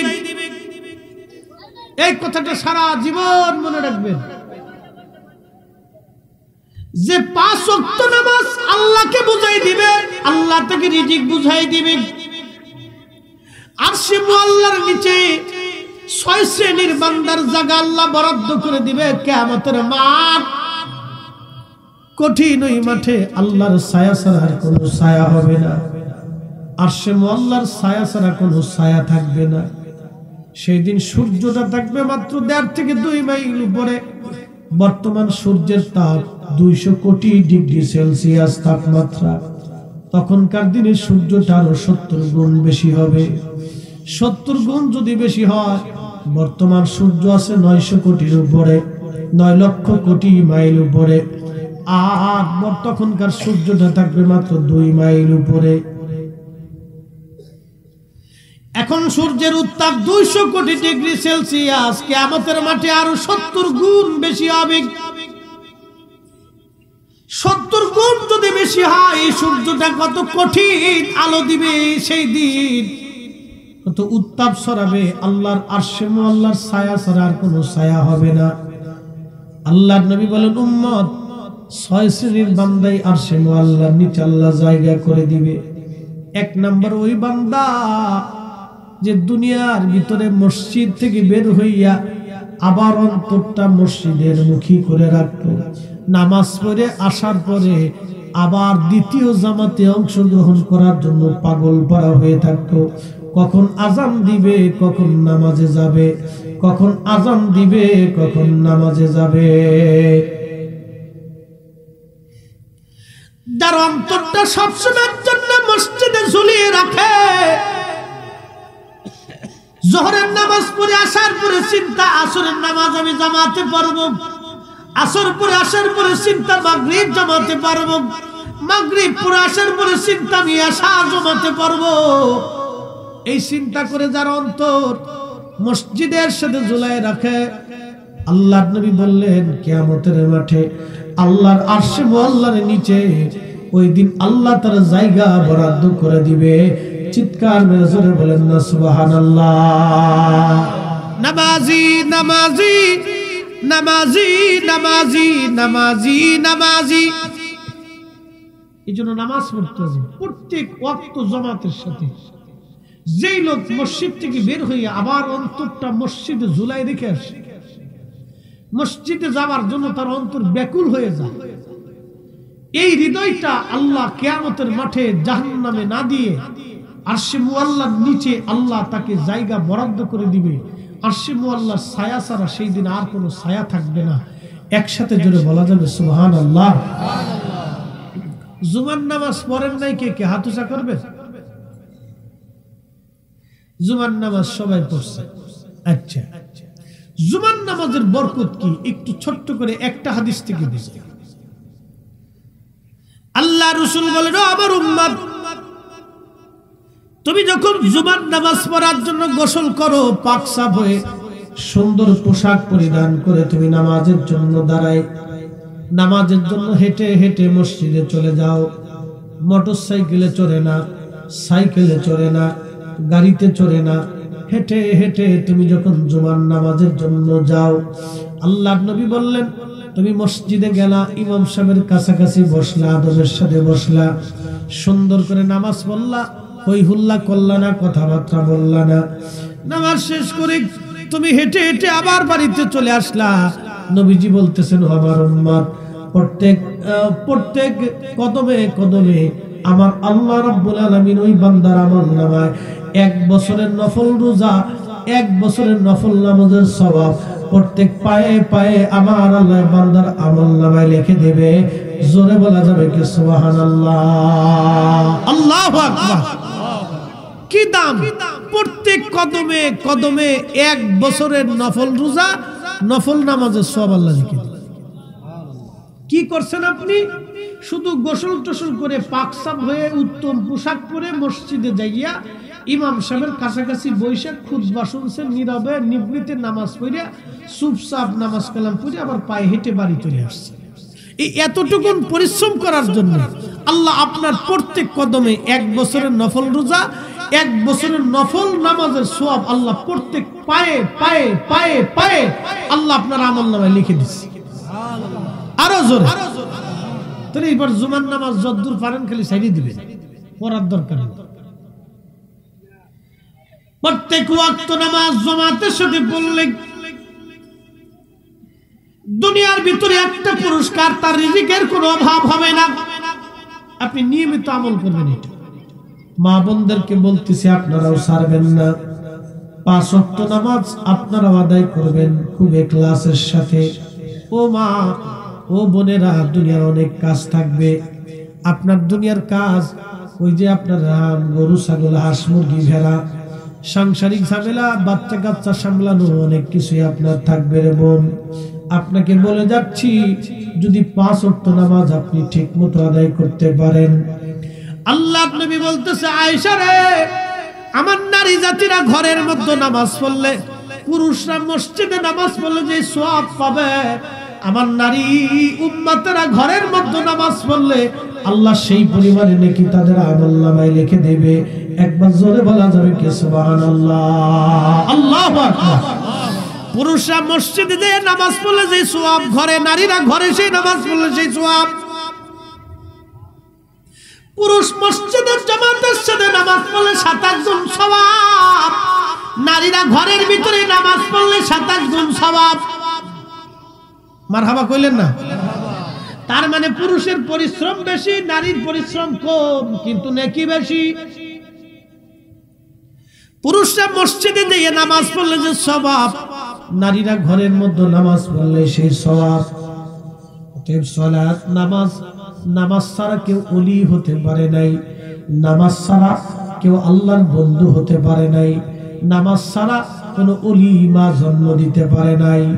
হুজুর গাউসে বাগ মহিউদ্দিন আব্দুল কাদের জিলানী রাহমাতুল্লাহ আলাইহির মা কোরআনের হাফেজা ছিল, সন্তানকে পেটের মধ্যে নিয়ে কোরআন পড়তেন। হুজুর গাউসে বাগ মায়ের পেটের ভিতর থেকে 18 পারা আমার আল্লাহ তার সিনার ভিতরে জমা করে দুনিয়ার মধ্যে পাঠিয়ে দিয়েছে। চিৎকার মেরে জোরে বলেন আল্লাহু আকবার। ও মুসলমান, খুবই মনোযোগ দিয়ে শুনিয়া যান।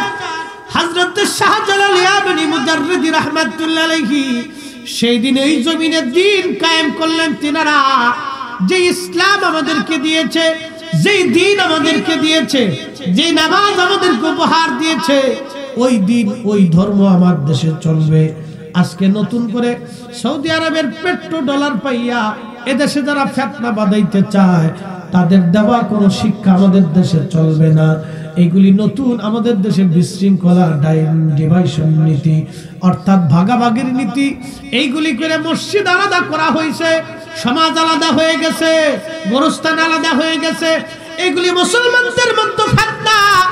1450 বছর ধরে দিন চলে আসছে, যেইভাবে আমরা মানবো সেইভাবে নতুন করে আর কারো আমদানি করা দিন আমাদের লাগবে না। কি কথা বলেন, ঠিক কিনা? নতুন আমদানি করা দিন আমাদের দরকার আছে। 800 বছর আগে শাহজালাল ইয়ামানি যেটা আনছে এটাই ঠিক। কি কথা খারাপ বলছি? এটাই ঠিক। খাজা বাবা আজমিরি একা, আমার দিকে তাকান, খাজা বাবা আজমিরি একা। আমরা বর্তমান পৃথিবীতে আলেম আছি 2 কোটি, বাংলাদেশে 60 লক্ষ।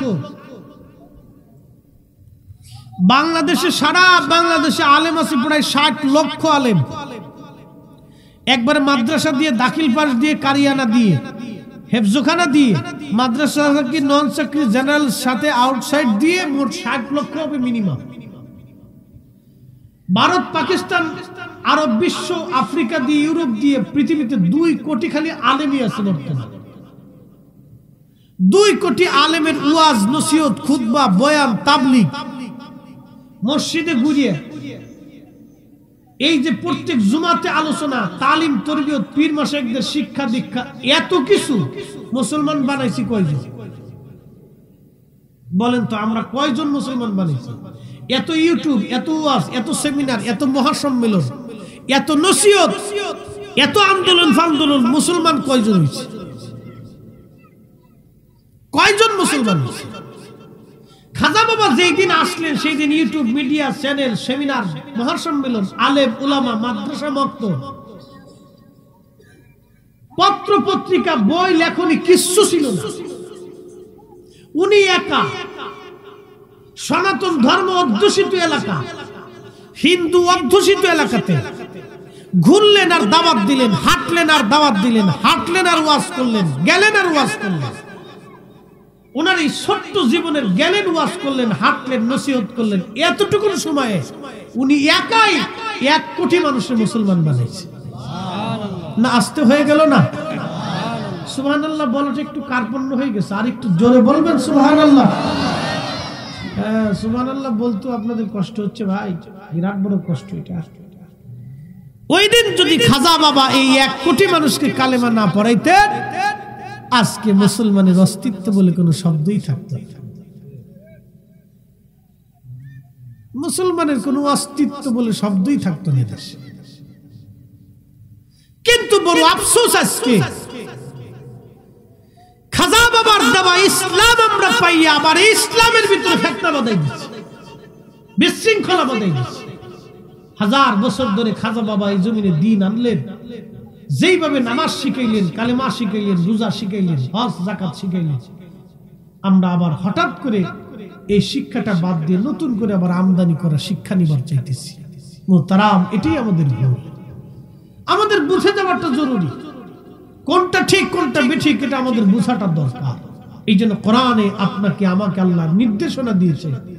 আল্লাহ কোরআন বলতেছে, ইহদিনাস সিরাতাল মুস্তাকিম সিরাতাল্লাযীনা আন'আমতা আলাইহিম, চালাও সে পথে যে পথে তোমার প্রিয়জন গেছেন চলি।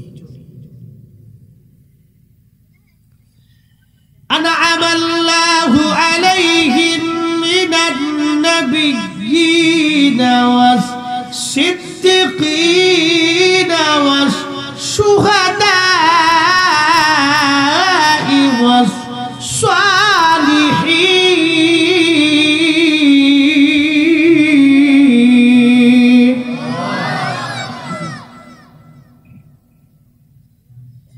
আল্লাহর কোরআন বলে, আমি আল্লাহর পক্ষ থেকে যারা নিয়ামত প্রাপ্ত বান্দা তারা 4 শ্রেণী। প্রথম নম্বরে নবীরা, এরপরে সিদ্দিকগণ, তারপরে শহীদরা, এরপরে মুসলিহিন, আল্লাহর ওলিরা। আনার সাগরের পানি একটা লুটার ভিতরে যিনি ঢুকিয়েছিলেন তার নাম খাজা বাবা আজমিরি। একবার জোরে বলা যাবে কি আল্লাহু আকবার? এই বিদ্যা বাজার দুনিয়ার কোনো মাদ্রাসায় পড়ানো হয় না। এই বিদ্যাটা কোনো কলেজ, ইউনিভার্সিটি, কোনো বৈজ্ঞানিক থিম, কোনো গবেষণাগারে হয় না। এই বিদ্যাটা আল্লাহর ওলির দরবারে হয়, আল্লাহর ওলির কাছে এই বিদ্যা শেখানো হয়। এটা এক মহান বিদ্যা। এই বিদ্যা শিখার জন্য ওলিরা খেয়ে না খেয়ে জীবন পার করেছে, হালাল হারাম বেশি তারা চলেছে। জীবনে 1 ওয়াক্ত নামাজ তারা ছাড়ে নাই, 1 তাহাজ্জুদের ওয়াক্ত তারা কাজা করে নাই, কোন রাত্রিবেলা তারা আরাম করে ঘুমায় নাই। সারা দিন রাত 24 ঘন্টা আল্লাহর ইবাদতে তারা কাটায় দিয়েছে। এইভাবে তারা আল্লাহ ওয়ালা হয়েছে, আল্লাহর বন্ধু হয়ে গেছে। হযরত মুসা নবীর উম্মতের কথা বলছিলাম। মুসা নবী ডাক দেখে, আরে কানা, সবাই চলে গেল, তুই কেন গেলি না? বলছি না, একটা গুনাহ যদি হয় তাহলে চলে যা। গুনাহ যার আছে সে যদি থাকে আজকে দোয়া করলে কবুল হবে না। অন্ধ ডাক দেখে আল্লাহর পয়গম্বর সবাই চলে গেছে আমি জানি, কিন্তু আমি বসে রইছি আপনার সামনে একটা কারণে। আমার জীবনে কোনো গুনাহ নাই, আমার মনে পড়ে না, তবে আমার জীবনে একটা ভুল করছিলাম, যদি সেটা গুনাহ হয় তাহলে আমি চলে যাব। বলে কি ভুল করছিলাম বলো? ওই অন্ধ ডাক দেয়া বলতেছে, হুজুর আমি একদিন রাস্তা দিয়ে হেঁটে হেঁটে যাচ্ছিলাম, এমন সময় একটা বাড়ির একটা ঘর, ওই ঘরের যে মূল দরজা, এই মূল দরজাটা খোলা ছিল সেই দিন, কিন্তু আমার একটা চোখ ওই খোলা দরজা দিয়া ওই বাড়ির অন্দর মহলে চোখটা চলে গেল। কিন্তু অন্দর মহলে যখন চোখটা চলে গেছে, এই চোখটার অন্দর মহলে থাকে না, একটা নারীর প্রতি যায় চোখ পড়ে গেছে। এই চোখটা একটা নারীর দিকে চলে গেছে, এক মহিলার দিকে।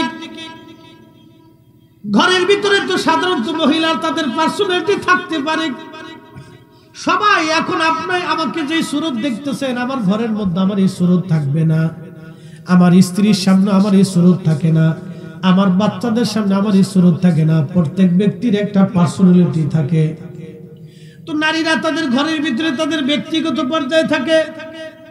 তো ওই লোকটা বলতেছে, ও নবী মুসা গো, অন্তর্মহল মূল ফটকের দরজা খোলা ছিল, ওই খোলা থাকার কারণে আমার চোখটা পড়ে গেল, ওই অন্তর্মহলের নারীর প্রতি আমার চোখটা পড়ে গেছে।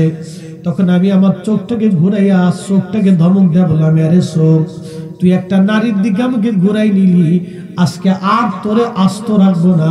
এই বলে আমি আমার একটা চোখ নষ্ট করে ফেললাম। ও নবী, আজকে আপনি আমার অন্ধ দেখতেছেন, আমি আমার নিজের একটা চোখ ওই নারীর দিকে চোখ দেওয়ার কারণে অন্ধ করে ফেলছি। হুজুর এই কাজটাকে গুনাহ হইছে নি? যদি গুনাহ হয় তাহলে আমি চলে যাব। মুসা নবী ডাক দেখে, না রে অন্ধ, তুই যাবি না, এই কাজ তো গুনাহ হয় নাই, অন্ধরে তোর দোয়াই আজকে কবুল হয়ে যাবে। একবার জোরে বলা যাবে কি আল্লাহু আকবার। কোরআন বলতেছে, ইন্নামাল মুমিনুনাল্লাযীনা ইযা যুকিরাল্লাহু ওয়াজিলাত কুলুবুহুম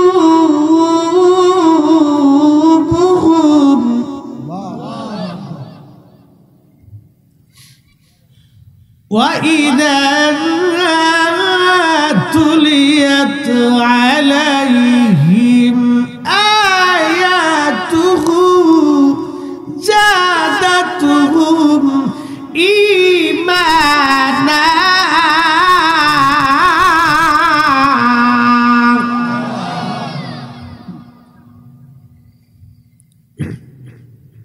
কোরআন বলতেছে, ইন্নামাল মুমিনুন, নিশ্চয় তারাই মুমিন, তারাই বিশ্বাসী। তারা কারা? ইন্নামাল মুমিনুনাল্লাযীনা ইযা যুকিরাল্লাহু ওয়াজিলাত কুলুবুহুম, অন্তরে আল্লাহর স্মরণ আসার সঙ্গে সঙ্গে অন্তর আল্লাহর ভয়ে থরথর থরথর করে কাঁপতে থাকে। হায় হায়, আমি ভুল করে ফেলছি, হায় হায় আমি অন্যায় করছি। আজকে খবরের মধ্যে দেখলাম 12 বছর আগে এক চোর চুরি করছিল দোকান থেকে। খবরে আজকে দেখছি 12 বছর আগে এক চোর আমাদের ফরিদপুরের মধুখালী, ঘটনাটা আমাদের ফরিদপুরের মধুখালী। পোল্ট্রির দোকানদার 12 বছর আগে ওনার পোল্ট্রির দোকান থেকে এক চোরে চুরি করছিল, 3000 টাকা চুরি করে নিছিল। এই চোরে প্যাকেটের মধ্যে ওই টাকাগুলি ফেরত দিয়া একটা নোটিশ লেগে গেছে, বলছে আল্লাহর বান্দা 12 বছর আগে চুরি করছিলাম, আমার ভুল হয়ে গেছে, 12 বছর পর্যন্ত আপনারা ফেরত দেই নাই, আজকে ফেরত দিয়ে গেলাম, আপনি দয়া করে আমাকে মাফ করে দিয়েন। মারহাবা বলবেন না? এখন বলেন, এই লোকটা কি চোর আছে না? একসাথে বলবেন, চোর আছে? সে আল্লাহর বান্দা, মুমিন। কোরআন বলতেছে সে আর চোর নাই, সে মুমিন হয়ে গেছে। কারণ কি?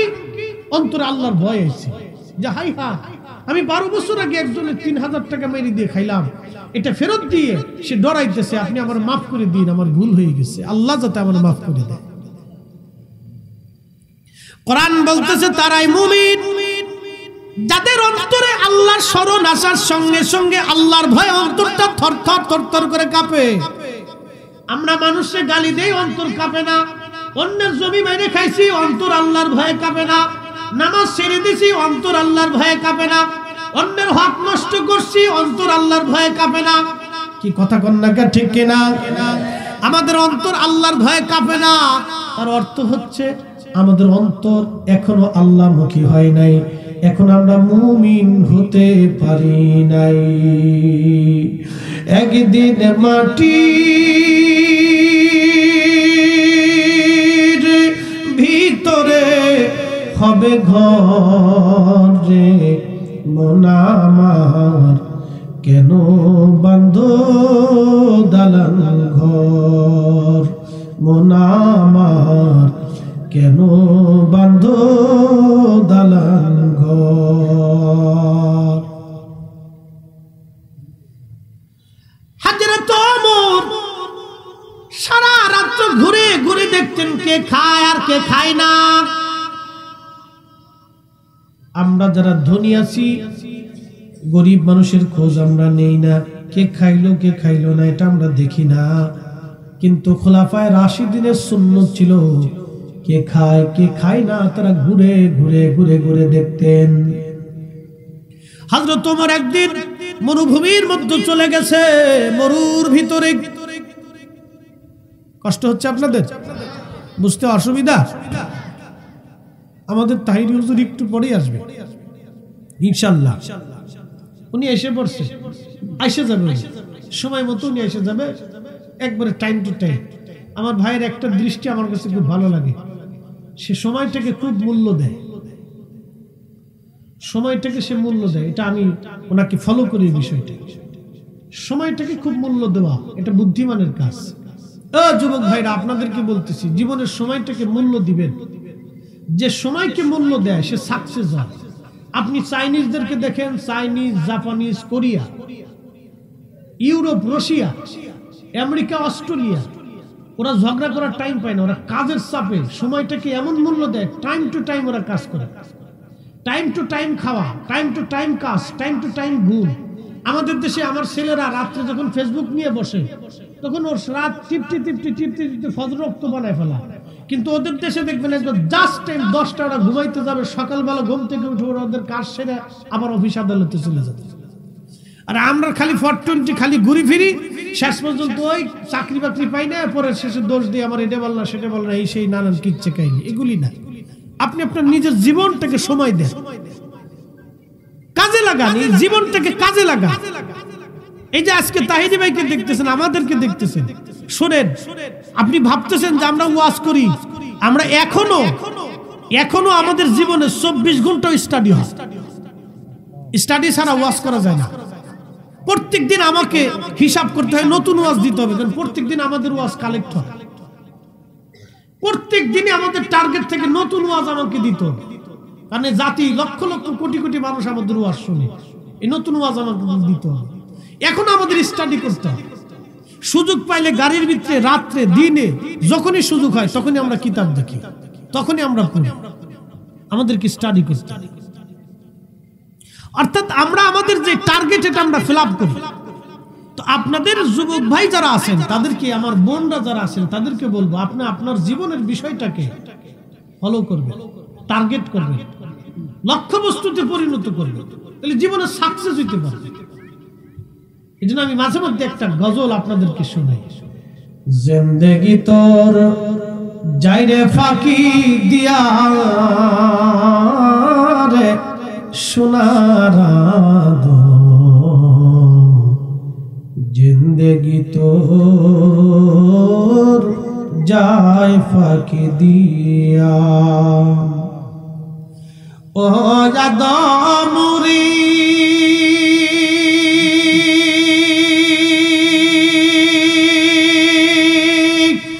কামিনের ওই কোলেতে কাল ঘুমেতে রইলি তুই,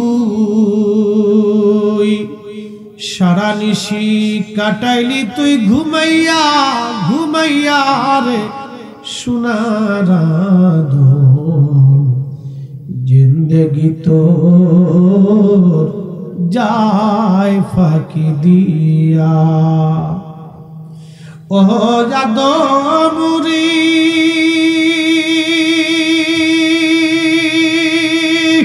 পাগ ধরিয়া গেছে দাড়ি দন্তবাসে গোটা চারি সমন জারি গিয়াছে করিয়ারে সোনার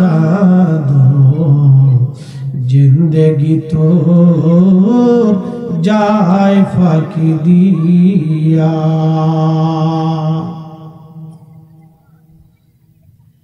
হে নবী নগরের মুসলমান, হযরত ওমর সারা এলাকা খুঁজে খুঁজে দেখতেন কে খায় খায় না।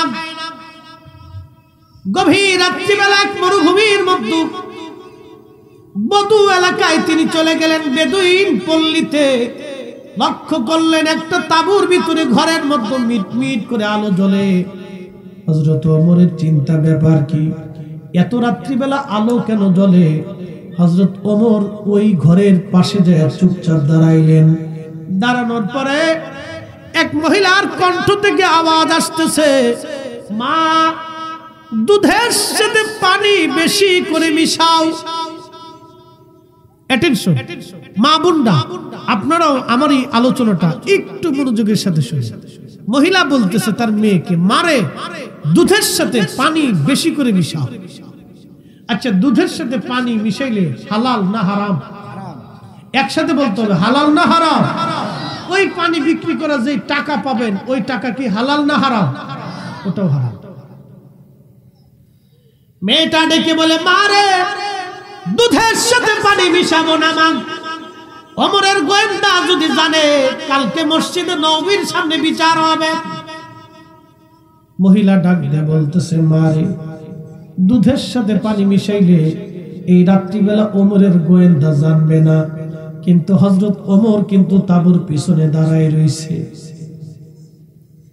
মেয়েটা ডাক দিয়ে বলতেছে, মা দুধের সাথে যদি পানি মিশায়, ওমরের গোয়েন্দা না জানলেও যিনি জানে তিনি আল্লাহ আল্লাহ আল্লাহ। মারে দুনিয়ার কেউ না জানলেও আল্লাহ জানবে রে মা, আমি দুধের সাথে পানি মিশাইতে পারবো না। চিৎকার মেরে জোরে করেন আল্লাহু আকবার। না না, আরো জোরে বলেন আল্লাহু আকবার। এই নারী হবে কবে আমার দেশে রে? এই মেয়ে কবে হবে আমার দেশে? এই মেয়ে কবে হবে? স্বামী বিদেশ, খালি আমার বোনেরা মার্কেট করার চিন্তা, খালি স্বামীর খরচা করানোর চিন্তা, আমানত নষ্ট করার চিন্তা, খেয়ানতের চিন্তা। না না না, এই নারী কবে হবে? এই মেয়ে হবে। হযরত ওমর ওই জায়গাটা চিহ্নিত করলেন। তার গোলামের নাম ছিল আসলাম। আসলামকে ডাক দিয়ে বলল, আসলাম রে, জায়গাটা চিহ্নিত করে রাখ, কালকে এই বাড়িটা আমার বড় দরকার। হযরত ওমর ফজরের নামাজ পড়ে আসলামকে বলেন, আসলাম ওই বাড়ি সম্পর্কে খোঁজ খবর নিয়ে দেখ, ওই বাড়ি কার এবং তাদের পরিচয় কি। হযরতে আসলাম এসে জিজ্ঞেস করলেন, জানতে পারলেন ওই মহিলার স্বামী মারা গেছে, মেয়ে ছাড়া আর তার কেউ নাই। দুধ বিক্রি করে তারা সংসার চালায়, খুবই গরিব এবং দরিদ্র। দুধ বেচে সংসার চালায়। হযরত ওমর তার ছেলেদেরকে ডাকলেন, ডেকে বলেন, এ ছেলেরা, তোমরা বিয়ে করবা কে? বড় ছেলে আব্দুল্লাহ ইবনে ওমর বলল, আব্বাজান আমার তো স্ত্রী আছে, আমার তো বিয়ের প্রয়োজন নাই, তাহলে আমার ছোট জনকে দিয়ে দেন। ছোটরে জিজ্ঞেস করলো, বেটা তুমি কি বিয়ে করবা? ছেলে বলল, আব্বাজান আপনার ইচ্ছা। বলতেছে, বেটারে আমি একটা মেয়ে পছন্দ করছি, মেয়েটা বেদুইন পল্লীতে দুধ বিক্রি করে তাদের সংসার চলে, গরিব কিন্তু বিরাট বড় আমানতদার। ওই মেয়েটাই আমার পুত্রবধূ হিসেবে আমি চাই। একসাথে বলবেন আল্লাহু আকবার। তারা ছেলে বিয়ে দিতে যাইয়া কি নির্বাচন করছে, নির্বাচনটা তাদের কত পারফেক্ট ছিল। মেয়ে দেখছে, মেয়ে ফ্যামিলি দেখে নাই, বধূ বেদুইন কার ফ্যামিলিতে আসতেছে জানেন? খলিফাতুল মুসলিমিন। খলিফাতুল মুসলিমিন কে জানেন? ওমর। ওমর কে জানেন? কত বড় রাষ্ট্রপ্রধান ছিল। বর্তমান সৌদি, ওমান, ইয়ামান, কাতার, দুবাই, লিবিয়া, লেবানন, জর্দান, ফিলিস্তিন, সিরিয়া, মিশর, Morocco, Algeria, Nigeria, Sudan, Tunisia, Iran, Iraq, পৃথিবীর বিরাট একটা বংশের খলিফা ছিলেন হযরত ওমর। একসাথে বলবেন আল্লাহু আকবার। না না হয় না, আরো জোরে বলে। তার বেটার বউ দুধ বিক্রি করনে বলা। আর আপনার দুইটা পয়সা হইলে খালি চিন্তা করেন যে বেডি টিকটক করে কোনটা এটা দরকার। কি কথা করলেন? কোন বেডি টিকটক করে এটা দরকার, তা হেতা বুঝাইতে পরে এসে হুজুরের কাছে তো আছে কান্দেন কে চাচা, কান্দেন কে লেগে? কাঁদতেছি, বেটার বউ খাইতে দেয় না, দোয়া করেন আল্লাহ হেদায়েত দেন। কান্দে লাভ কি? তখন কান্দে লাভ নাই। কি কথা করলেন? মেয়ের মতো মেয়ে আইনে বউ বানান, চিন্তা করতে হবে। মেয়ের মতো মেয়ে এনে বেটার বউ বানান, বৃদ্ধ বয়সে বৃদ্ধাশ্রমে যেতে হবে না। কি কথা কর না? এগুলি করেন, এগুলি কাজ, এগুলি আমাদের শিখে যাওয়াটা জরুরি। এটা ফ্যামিলি পরিকল্পনা। আমি আপনাদেরকে শিখাচ্ছি ইসলামিক আইনে। হযরত ওমরের চরিত্রে ফালাইকুম বিসুন্নতি ওয়া সুন্নাতিল খুলাফায়ে রাশিদিন আল মাহদি। খুলাফায়ে রাশিদিন যেইভাবে জীবন চালাইছে আমাদেরকে সেইভাবে জীবন চালাইতো। এরপরে আসেন, মেয়েটা যে বিয়ে হইল, ওই মেয়ের ঘরে আরেকটা মেয়ে হইল। মনোযোগ দেন। ওই মেয়ের ঘরে আরেকটা মেয়ে হইল। সেই মেয়ের ঘরে একটা ছেলে হইল। সেই ছেলের নাম ওমর ইবনু আব্দুল আজিজ, মুসলমানের দ্বিতীয় ওমর, ইসলামের প্রথম মুজাদ্দিদ। একসাথে বলা যাবে না আল্লাহু আকবার? রক্ত দেখছেন? রক্ত দেখে যান। হযরত ওমর যে বিয়ে করাইছিলেন ছেলেরে, উনি যে কত বড় দূরদর্শী বুদ্ধিমান ছিল দেখেন।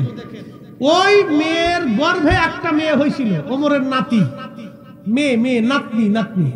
ওই নাতনিরে বিয়ে দেওয়া হয়েছিল আজিজের সাথে। আজিজের স্ত্রী ওমরের নাতনির গর্ভে আল্লাহ একটা সন্তান দিয়েছিল। এই সন্তানের নাম রাখা হয়েছিল ওমর। তার নাম ওমর ইবনু আব্দুল আজিজ, মুসলমানের দ্বিতীয় ওমর আর ইসলামের প্রথম মুজাদ্দিদ। একসাথে জোরে বলা যাবে আল্লাহু আকবার।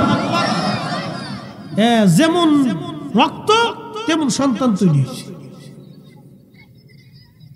যেমন জমিন তেমন ফসল হয়েছে, যেমন মা তেমন বাচ্চা হয়েছে। এই জন্য আপনাদেরকে বিচার বিশ্লেষণ করাটা জরুরি। এটা আপনাদের জন্য অনেক বড় দিক নির্দেশনা। এই ঘটনা শুধু ঘটনা না, এটা আমাদের জন্য অনেক বড় শিক্ষা। এই জন্য আপনারা আত্মীয়তা কার সাথে করবেন, বন্ধুত্ব কার সাথে করবেন, এই কার সাথে মিশামিশি করবেন, কার সাথে ভালোবাসার সম্পর্ক করবেন, এগুলি আমাদের বোঝাটা দরকার। এগুলি আমাদের জীবন পরিকল্পনা। আল্লাহ আমাদের বুঝার তৌফিক দিক। সকলে বলেন আমিন। প্রিয় মুসলমান, হযরত ওমর রাদিয়াল্লাহু তাআলা আনহুর জীবন থেকে আপনাদেরকে একটা ছোট্ট এবং বাস্তব ঘটনা শুনাইলাম। হযরত ওমর তার ছেলেকে একটা মেয়ের সাথে বিবাহ দিলেন। মেয়েটা দুধ বিক্রি করত, গরিব, অভাবী। কিন্তু হযরত ওমর অভাবের দিকে তাকান নাই। হযরত ওমর দেখছেন মেয়েটার আমানতদারিতা। যেই মেয়েটা আল্লাহর ভয়ে অন্ধকার রজনীতে দুধের সাথে পানি মিশায় না, সেই মেয়েটা কত বড় আমানতদার হতে পারে, কত বড় আল্লাহ বলা হতে পারে। সেই মেয়ে রক্ত অনুযায়ী আল্লাহ জমিনে একটা সন্তান পাঠাইলেন। এই সন্তানের নাম ওমর ইবনে আব্দুল আজিজ, যাকে মুসলমানের দ্বিতীয় ওমর বলা হয়। তিনি সেই খলিফা, মুসলিম মিল্লাতের মধ্যে সেই খলিফা যিনি খুলাফায়ে রাশিদিনের পরে একবারে খুলাফায়ে রাশিদিনের চরিত্র অনুযায়ী, আল্লাহর আইন নবীর তরিকা অনুযায়ী পৃথিবী পরিচালনা করতেন। তার নাম ওমর ইবনে আব্দুল আজিজ রাহিমাহুল্লাহ। ওই মায়ের গর্ভে এই সন্তানের জন্ম হয়েছিল। এই জন্য আপনারা আত্মীয়তা যখন করবেন হিসাব কষে আপনারা আত্মীয়তা করবেন। আল্লাহ আমাদের প্রত্যেকের বোঝার তৌফিক দিক, সকলে বলেন আমিন। মুসলমান, দুনিয়ায় আসছি, আবার আমরা চলে যাব। দুইটা জিনিস আমাদের নিয়ে যাওয়া লাগবে। আল্লাহর কোরআন বলতেছে, ইন্নাল্লাযীনা আমানু ওয়া আমিলুস সালিহাতি উলাইকা হুম খায়রুল বারিয়া। নিশ্চয় যারা ঈমান আনছে, ঈমান অনুযায়ী যারা আমল করছে, আল্লাহর কোরআন বলতেছে উলাইকা হুম খায়রুল বারিয়া, যুগের মধ্যে তারাই সেরা, সৃষ্টির মধ্যে তারা সেরা। একসাথে বলবেন মারহাবা। সৃষ্টির মধ্যে তারা সেরা। আমাদেরকে কবরে চলে যেতেই হবে আদত বাকা। কুল্লু নাফস, কুল্লু নাফস, প্রত্যেক জীবন। কোরআন বলতেছে কুল্লু নাফস, প্রত্যেক জীবন দাইকাতুল মাউত, মৃত্যুর স্বাদ থেকে আস্বাদন করতে হবে। বিজ্ঞান বলতেছে 4 লক্ষ প্রজাতির জীব পৃথিবীতে আসে। বিজ্ঞানের থিম, চিন্তা, গবেষণার বাহিরেও আরো কোটি কোটি প্রজাতির জীব আল্লাহ সৃষ্টি করেছে। সবাইকে মৃত্যুর স্বাদ আস্বাদন করতে হবে। আপনি কি, আমি কি, ধনী কি আর দরিদ্র কি। মানুষের জীবনের কোনো অহংকার নাই। মানুষের জীবনের কোনো অহংকার আসতে পারে না। এই মানুষের অহংকার কি হতে পারে? কি অহংকার হতে পারে এই মানুষের? কি অহংকার আমাদের জীবনে আসতে পারে বলেন তো? কোন অহংকার আমাদের জীবনে? কেন অহংকার আসবে? আমরা খাই, ঘুমাই, 3 দিন গোসল না করলে শরীর থেকে গন্ধ আসে। 2 দিন বিরাস না করলে মুখের ভিতর থেকে পায়খানার গন্ধ আসে। কি কথা খারাপ বলছে? আচ্ছা বলেন তো, আমাদের যিনি সেনা প্রধান আছে, সে যদি 7 দিন গোসল না করে তো তার শরীর থেকে কি আতরের গন্ধ আসবে? আমাদের যিনি ডিসি সাহেব আছেন, এই জেলার ডিসি, তিনি যদি 3 দিন বিরাস না করেন, তার মুখ থেকে কি এই আপনার মেশকাম্বরের ঘ্রাণ আসবে? দুর্গন্ধই আসবে। তো ডিসি কি আর এসপি কি, আলেম কি আর ইমাম কি, মুতল্লি কি আর মুসল্লি কি, ধনী কি আর দরিদ্র কি, মানুষের কোনো অহংকার নেই। তার মানে আমার জীবনের কিচ্ছু নেই। আমার জীবনের সবকিছু আল্লাহর জন্য হতে হবে, আল্লাহ রাসূলের গোলামিতে হতে হবে। কি কথা কোন ঠিক কিনা? সাহাবা একরাম যেইভাবে নিজেকে নবীর কদমে সুপর্দ করে দিয়েছে, আপনাকে আমাকে হুকুম দিত। জীবনের কিচ্ছু নেই, 4 পয়সা মূল্য নেই। আমরা সকালবেলা ঘুমে থেকে উঠবো কোনো গ্যারান্টি নেই, আবার ঘুমাইতে যাব কোনো গ্যারান্টি নেই। আচ্ছা আপনাদেরকে একটা প্রশ্ন করি, জবাব দিবেন তো। আল্লাহ মানুষকে পাগল বানাইতে কয়দিন লাগবে? হ্যাঁ, 1 সেকেন্ডও লাগবে না। আল্লাহ মানুষকে পাগল বানাইতে 1 সেকেন্ডেরও দরকার নেই। শুধু মাথার একটা তার আল্লাহ পাক ঘুরাই দিবে, মুহূর্তের ভিতরে শেষ, মুহূর্তের মধ্যে শেষ। তো যেই রব আপনাকে আমাকে পাগল বানাইতে 1 সেকেন্ডও লাগে না, তা আমি কেন, কি জন্য আমার জীবনে অহংকার আসবে? এই জন্য অহংকার আমাদের না, অহংকার একমাত্র আল্লাহ। এই কথাটা মনে রাখবেন সারা জীবন। আল্লাহ আমাদেরকে দুনিয়াতে পাঠাইছেন একটা উদ্দেশ্য। উদ্দেশ্য হচ্ছে দুনিয়াতে আল্লাহর ইবাদত করে যাওয়া, রাসূলুল্লাহর তরিকায় নবীর গোলাম হয়ে কবরে যাওয়া। কি কথা বলেন ঠিক কিনা? মরে যাওয়া লাগবে কিনা? আমাদের যে ঈমান, আমরা আকাইদা আহলে সুন্নাত ওয়াল জামাতে বিশ্বাসী। আহলে সুন্নাত ওয়াল জামাত নতুন কোন জামাত না, এটা কাদিম পুরাতন জামাত। এটা আমাদের কারো জামাত না, এটা রাসূলুল্লাহর জামাত, সাহাবায়ে কেরামের জামাত, আউলিয়া কেরামের জামাত। এই জামাতে যারা ঘুমাইছে তারা ওলি আল্লাহ। খাজা আজমিরি জামাতে ঘুমিয়েছে, শাহজালাল ইয়ামানি জামাতে ঘুমিয়েছেন, মুজাদ্দিদ আল ফিসানি জামাতে ঘুমিয়েছেন, হুজুর গাউসে পাকের জামাতে ঘুমিয়েছেন, খাজা বাকি বিল্লাহ জামাতে ঘুমিয়েছেন, খাজা বাহাউদ্দিন নকশবন্দ বুখারী জামাতে ঘুমিয়েছেন, শেখ আহমদ সোহরাওয়ার্দী জামাতে ঘুমিয়েছেন, নিজামউদ্দিন আউলিয়া কুতুবউদ্দিন কাকি নিজে জামাতে ঘুমিয়েছেন।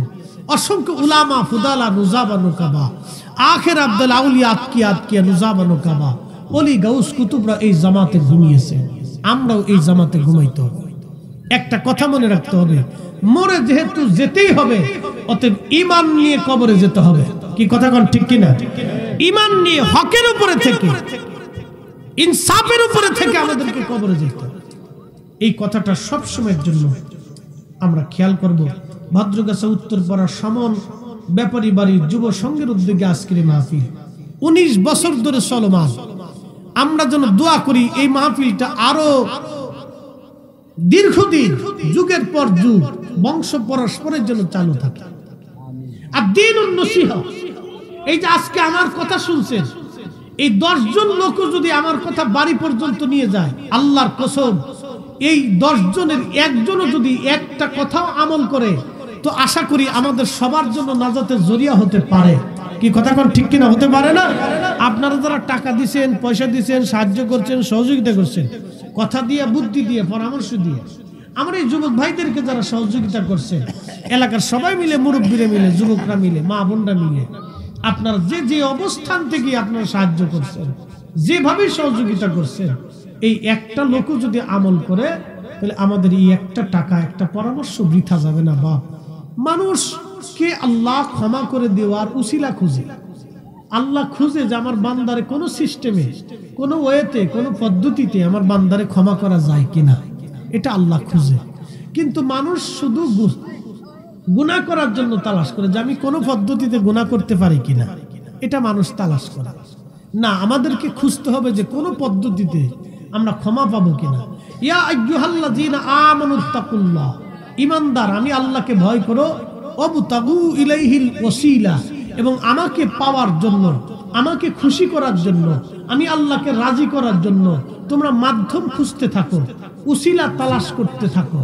সেই উসিলা বিভিন্ন পদ্ধতি হতে পারে, নামাজ, রোজা, জিকির, ফিকির, ইবাদত, এই দোয়া, কালাম, মাহফিল, এবং পীর, মাশেখ, ওলি আল্লাহ, নুজাবা, নুকাবা, নবীর দুরুদ ও সালাম, যে কোনো পদ্ধতি, যে কোনো ওয়েতে, যে কোনো নেক আমলের মাধ্যমে আল্লাহকে খোঁজার, সন্তুষ্ট করার উসিলা আপনাকে তালাশ করতে হবে। মোহতারাম, আবারও স্মরণ করে দিচ্ছি, দুনিয়া একেবারেই ক্ষণস্থায়ী।